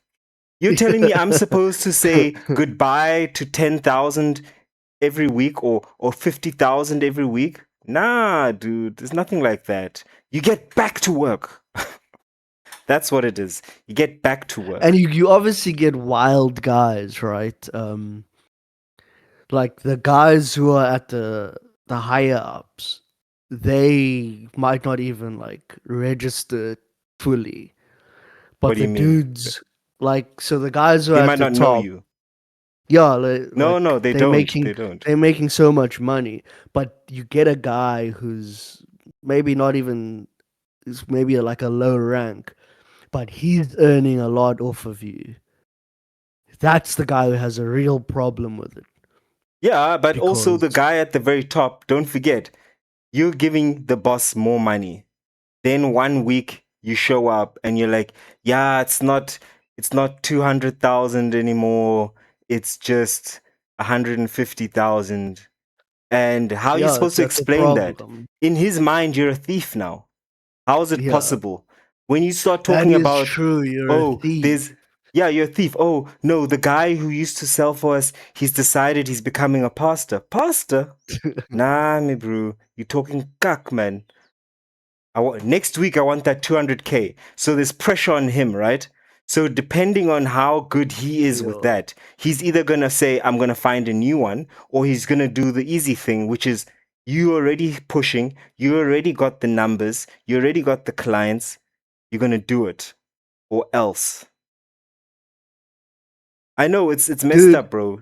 and Gangs is that's the the last thing thing you with want to get like, into. Gangs of is the course, worst like, thing.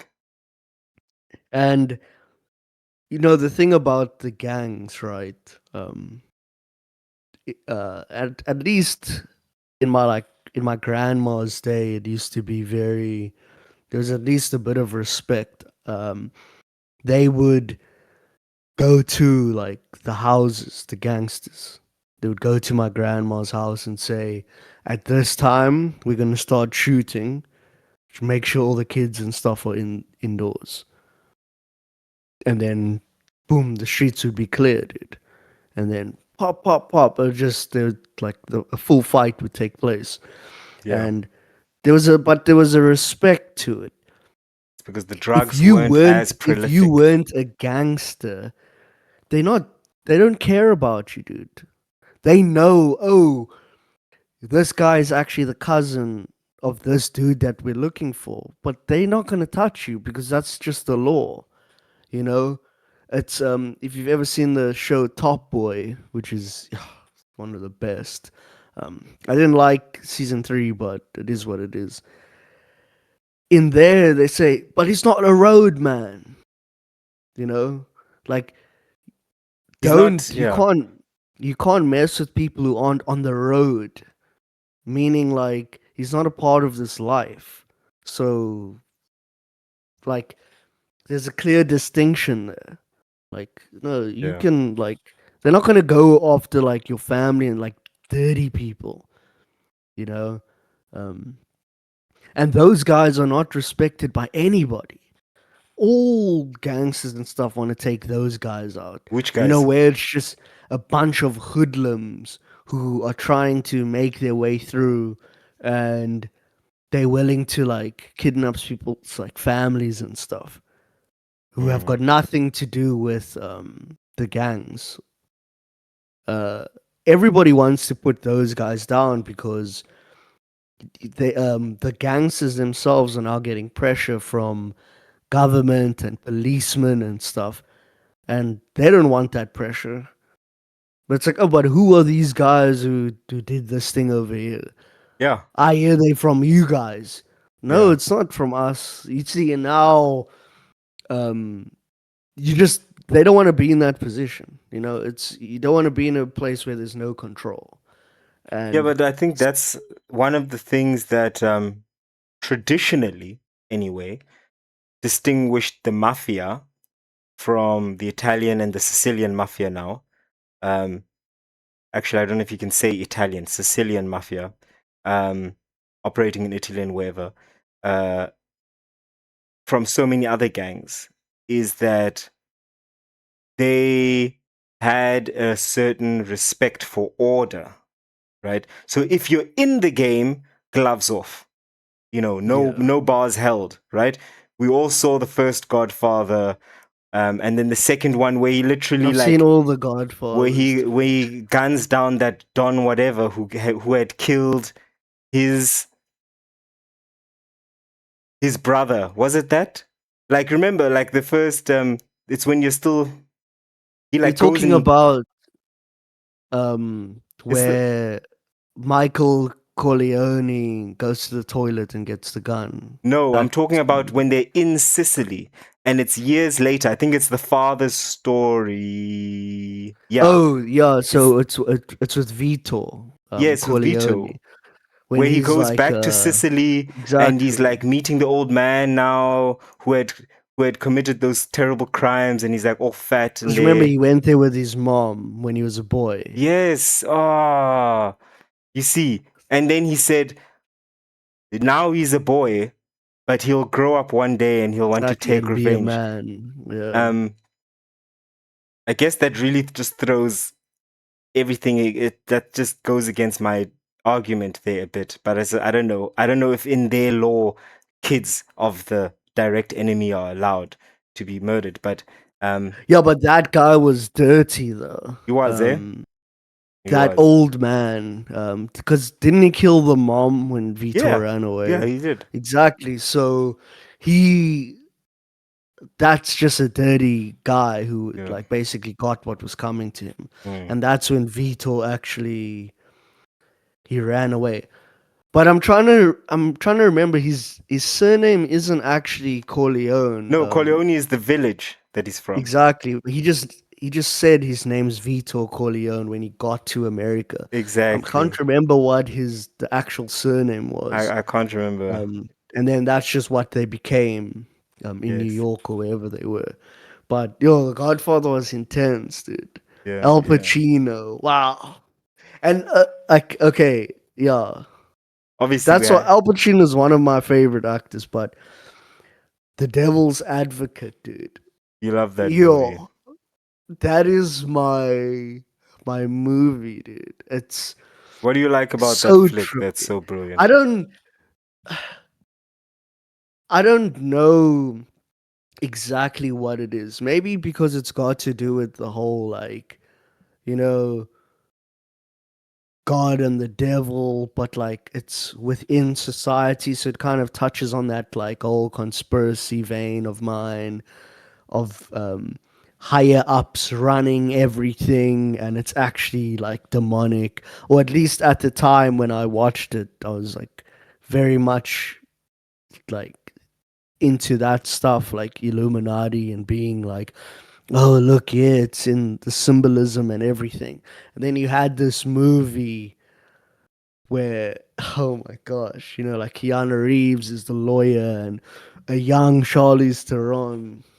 Oh my gosh, she's extremely beautiful in that Yeah, yeah. movie, dude. Reminds me of a young Nicole Cameron Kidman. Diaz. Oh, No, Nicole. Cameron Diaz in The Mask. No, I just mean like when it's like kind of peak. The Mask Yeah, with what Jim about Nicole Carrey. Kidman? Dude, Nicole Kidman, when I'm she trying to was. think what movie like Think that of. can Dude, take your stand pick. out.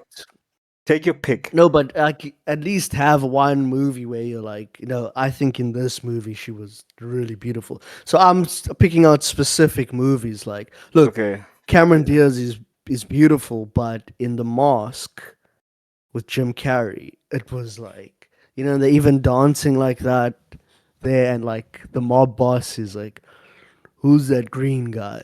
Yeah, Like, yeah, yeah, yeah. yo, Dominic, that's his name. Yeah, Yo. yeah, exactly. And when he puts on the mask, he's like just like really evil, dude. He's got like smoke coming out of his like nose. Yeah. Um, but basically, not to get off the point. So, you had this guy who's from the small town who's just a really good lawyer, Keanu Reeves. And I think the first dude is like a pedo, right? Yes, he's a pedo The teacher. teacher, exactly. And Keanu Reeves has to defend him, and that's like kind of the first contract, right? Like going against your own beliefs and stuff just to win a case. So that's like, oh man, it's actually pretty intense. Dude, that And teacher, I'll then never forget that teacher while they were you know how describing. he's like licking his He was lips and touching he's like, himself during the yeah, disposition, exactly. And deposition or Keanu Reeves whatever. is like looking at him like, stop, like what are you doing? Yeah, see, Um, that's when he was like, just a real scumbag. And then when he goes to New York, and even his mother was like warning him, and then you find out like, oh, it's so intense, dude.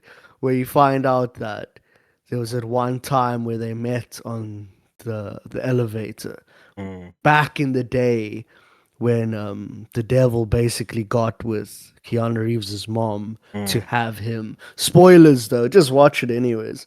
mm, Um, but anyways, and then like the thing is with Charlize Theron, I think it's such a disturbing scene when you see those like the demons, right? mm. Where she's getting changed with like her Yes. new friends. And Mm, then, like, when the lady starts taking off her top, you see, like, there's something inside of her skin. yeah, And then their faces distort like that. yeah. Oh my gosh, it was so scary and disturbing, dude. And Yeah. even when he's walking through the office and, like, he looks at some of the people and, like, they've got, like, the mouth on the side here with the sharp teeth and, like, all distorted. You're like, Jeepers, this is rough. Like, and then you kind of take a double look and like the person's just like smiling at you and waving. Dude, Like, yo, I had a very trippy experience, which is why that very feels very close to me.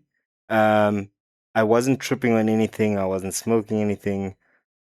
I was myself. I'm not gonna go too deeply into it, but basically, this woman, was trying to um seduce me, right? And it was one of those scenarios where all the guys were like trying to get with her. You know, I'll never forget, there was even a guy who was already sleeping in my bed. And I was like, why, what are you doing in my bedroom? He's like, no, I'm just waiting for the chick. And I was like, Oh dude, you haven't boy. even said anything to her. Like, what is this? Anyway, it was weird. And now she was trying to talk to me outside, and I almost fell for it, but then something happened where suddenly I saw exactly that. Like, her whole demeanor changed. Like, for a moment, I saw her with like spiritual eyes, and I was just Yeah. immediately like repulsed. Like, oh my goodness, this is like a viper. You know, it's like a viper trying to lure me in. And I immediately, yeah, I was just like, I got up and I left. I'm like, yeah, okay, bye. I think I even said something like, oh, I see you. I literally said something like that. Like, oh, I see you. And then I stood up and I walked away because I managed to see there was something that was not good. It wasn't coming from a point of interest, real interest. It was trying to play some kind of game, either through her or through me or whatever. But I was not interested. It was deeply spiritual thing. I'll never forget that. Probably sounds like You're jibber no, jabber. I no. don't know. You're reminding me of something now. I don't think I've actually told this story Okay, to go any. ahead. Well, I've told it to some people, but I've been very vague about it. But I had one of those experiences. Now, allegedly, there might have been some LSD involved. We can't really say, but I was Mhm. I was not kind of, I was seeing this girl and was like, I went to this New Year's party, which was so trippy, dude. Obviously because of the effects. So in Cape Town, you've got something known as the Cape Coons, right? Uh, these are these like what do you call those things now? Ah, no, it's with an Carnival. M. A minstrel. That's what you Yeah. call them. So these are minstrels. They walk around and they paint their face and they're dancing and they wear like these like suits and stuff and like they have these umbrellas and they're doing all these dances and I mean I've done it before like when I was a lot younger. It's and that's also connected to gangs. Funnily enough, like uh, each gang will have his own group that goes and walks. And it normally ends up in shootings and stuff. They always say there's a certain point where you must leave um, because it gets very violent. It just breaks out into your gang versus my gang. And it's just like, okay, guys. But, anyways, so I was in town and it's just, everything is just, you're seeing people's faces and you're just like, what? Like you're seeing people as like monsters and stuff. But anyways, we come walking around the corner because we're just walking on the street now because they've cordoned off the whole like 4 or 5 blocks to have this festival there. So there's all these different dance floors and no cars can get in there and you just walk around there and it's pretty amazing. But now we leave there to just walk around in town. And I'm even getting nervous thinking about it, dude. Because I remember coming around the corner and I could see everything. Dude, there was like these colored guys sitting up high on the wall on like the windowsill. Like on their haunches, like ghouls. Ghouls and goblins, dude. Just like dude perched like this with their head swiveling like this. And I was like, what? Like, how did you even get up there? This is like a flat wall of a building and then the window, and the guy's perched up there like that. And I was like, whoa, okay, that's strange. And I look to my right and I see this guy, like, you know, doing the whole dance and stuff with an umbrella. And this is at nighttime now. And he's like looking at me, and I remember his face, like he had this clown face, and I was like, what on earth? And I was holding this girl's hand, and I just told my friend, I'm like, dude, we got to get out of here. He's like, yeah, let's get a taxi. And I remember we started walking, and as we were like walking, I just remember all the people who were, dude, I can't even explain it to you how everybody was like a criminal. The way they would try bump into us was like I could see everything. It's weird. I could like there was this one lady who kind of walks past and she kind of like falls into like my friend's girlfriend. But I'm looking at her and I can see her eyes, and as she falls into her, like her head swivels down and looks at their purses and stuff, right? And I'm just like, what is this? This is like real demonic stuff here. They don't even look like they're human beings, and everybody's trying to steal and take something, dude. And it's just like this flow of people, and we just walking through the center, and we're just trekking. I'm holding this girl's hand. We're just going, walking, walking, walking, and I didn't even know how it happened, dude. It's when that effect is happening, the world like or life or reality isn't. It's way different. And somehow or another, dude, we just keep walking through this like sea of people, and everybody's trying to get something from us. It's almost like you even feel like someone pull on your clothes, and you're kind of looking, you're like, why does it feel like everybody's only focused on us? And right at the end of this long road, there's a black cab that's just like waiting right there. And we didn't call it or anything. And boom, the next thing, like dude, we walk and we get straight into the taxi. And then we're on our way home. And dude, it was so weird, but this is the weirdest part. This is actually what I was trying to get to. So I'm it's me and my friend, his chick, my chick, and we go back to their place. And now, obviously, they go to their room, and I'm with this chick in the spare room, and Did you say with the obviously spare wheel? Oh, with spare room. spare room, yeah. And so it's me and this girl there, and we're like, we're doing our thing, and I don't know, like, so there was only like this moonlight that was kind of like shining in through the window. So it was like, it's kind of distorted in the room. Dude, I promise you, I don't know what it was. I just saw this thing like pop up like behind her. And I was like, what is that? And it literally looked like a tail going like this with That's what I'm like, talking about. That's the same thing like that. But for me, it was the face that turned into like a serpentine, but like it's not. yeah. Anyways. So this tail is like going like that in like the dark. And I was like, what on earth is that? Dude, I promise you, here by her head, it almost looked like horns, dude. And I completely froze.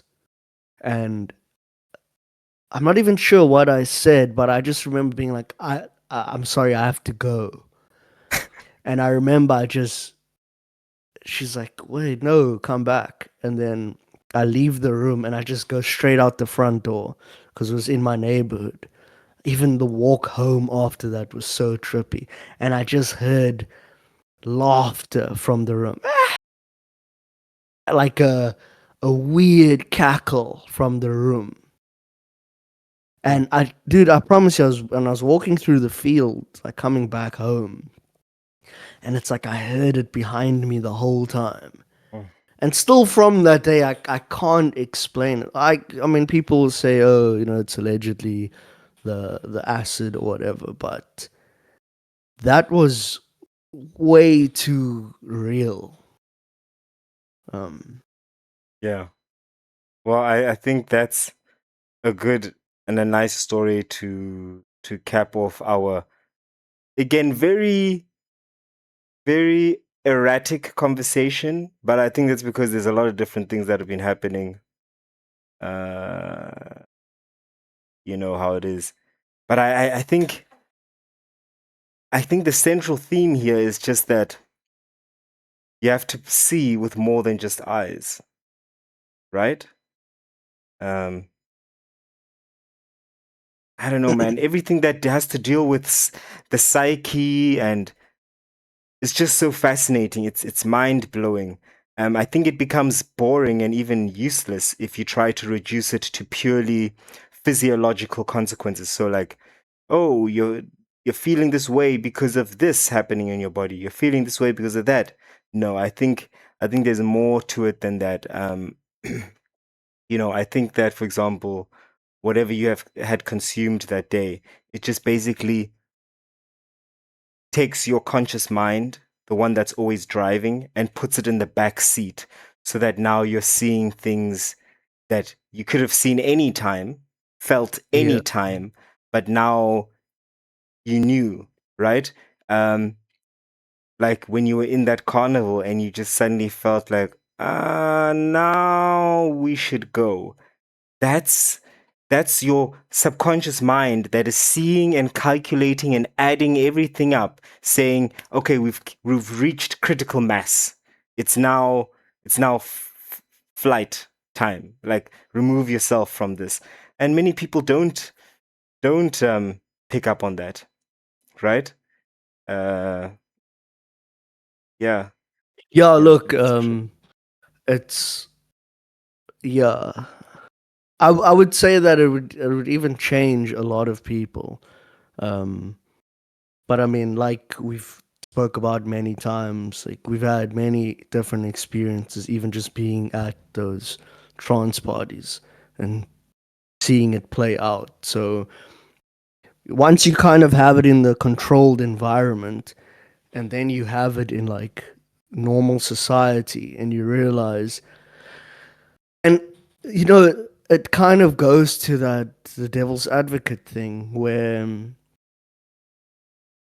I think that there's a lot of that that's happening, like depending on, like, even you were saying earlier, like how something kind of manifests in a person, you know, and that thing might take the form of, I'm gonna steal this chocolate, I'm gonna not pay my taxes, or Oh, don't do that. yeah, exactly. So, I'm gonna run this red robot, this red traffic light, and then, oh, I've hit someone. Now I drive off. Like in those moments there, you could say like maybe there's like some type of entity involved.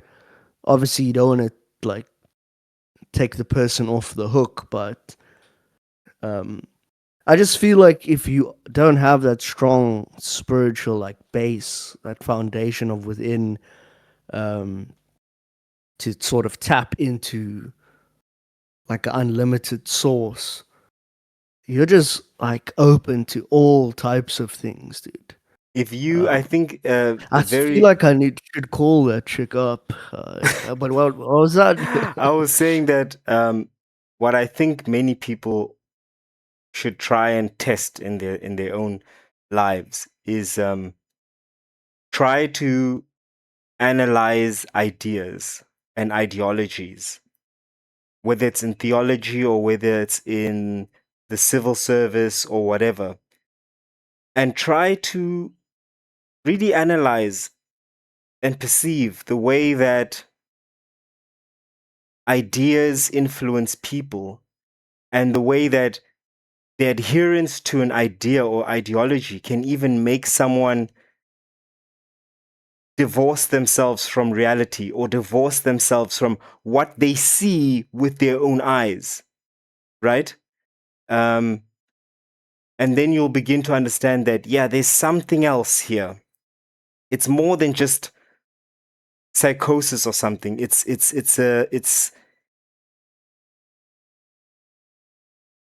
like, well, say I want to go back to what we once spoke about, thought forms, basically, right? It's a an idea and a movement has gained so much momentum, so much energy that it begins to have a life of its own. And suddenly you have organizations, institutions that you look at and you say, wait a minute, wasn't this supposed to like protect us? Like the police is a good example in most countries, in many countries, where the police was created to protect civil society. But now it's us versus the police. How did you get there? It means there was an idea that was seeded and it gained its own momentum. And now people who are inside the police departments are serving this idea and they've completely forgotten that, oh yeah, actually I'm here on tax dollar and I'm actually supposed to be the people on the street are supposed to be able to say, hey, police officer, please help me. I need directions or something. But instead, you go and try to do that with a police officer. He's going to give you a puss clap. Because why are you wasting my time Yeah. asking me for directions? You get it? Or why are you doing this and this? Every interaction is now agitated. And that is a clear sign that it's gone on its own path. And I would accredit some of that, at least, to these thought forms. These thoughts that gain energy, It's gain yeah, momentum, and because become something else. like it's the whole thing about pendulums, right? Yeah. That it swings one way and you just get caught in that momentum, and now all of a sudden it also leads to that whole thing we spoke about before of the mob mentality, where you just, someone just finds himself kicking a car, Mm. and then like everything gets broken up, and then later on they're like, yeah, I don't know what happened there. It's like everything moved so fast. Mm. There was a lot of screaming. The And police suddenly even that came tire there was on and that guy, and were beating people. And then there's like, yeah, but I saw this video of you kicking this car door. Like, oh my goodness, I don't even remember that. You know? yeah, Yeah, so it's it's like you said, it's not, you can't just take things like from face value. Um there's I mean, we gave like three realities just in this conversation when we spoke about the coupling, the physical, the spiritual, the mental.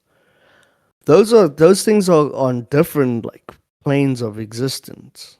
Um, so why do we think that that isn't happening in all aspects of life?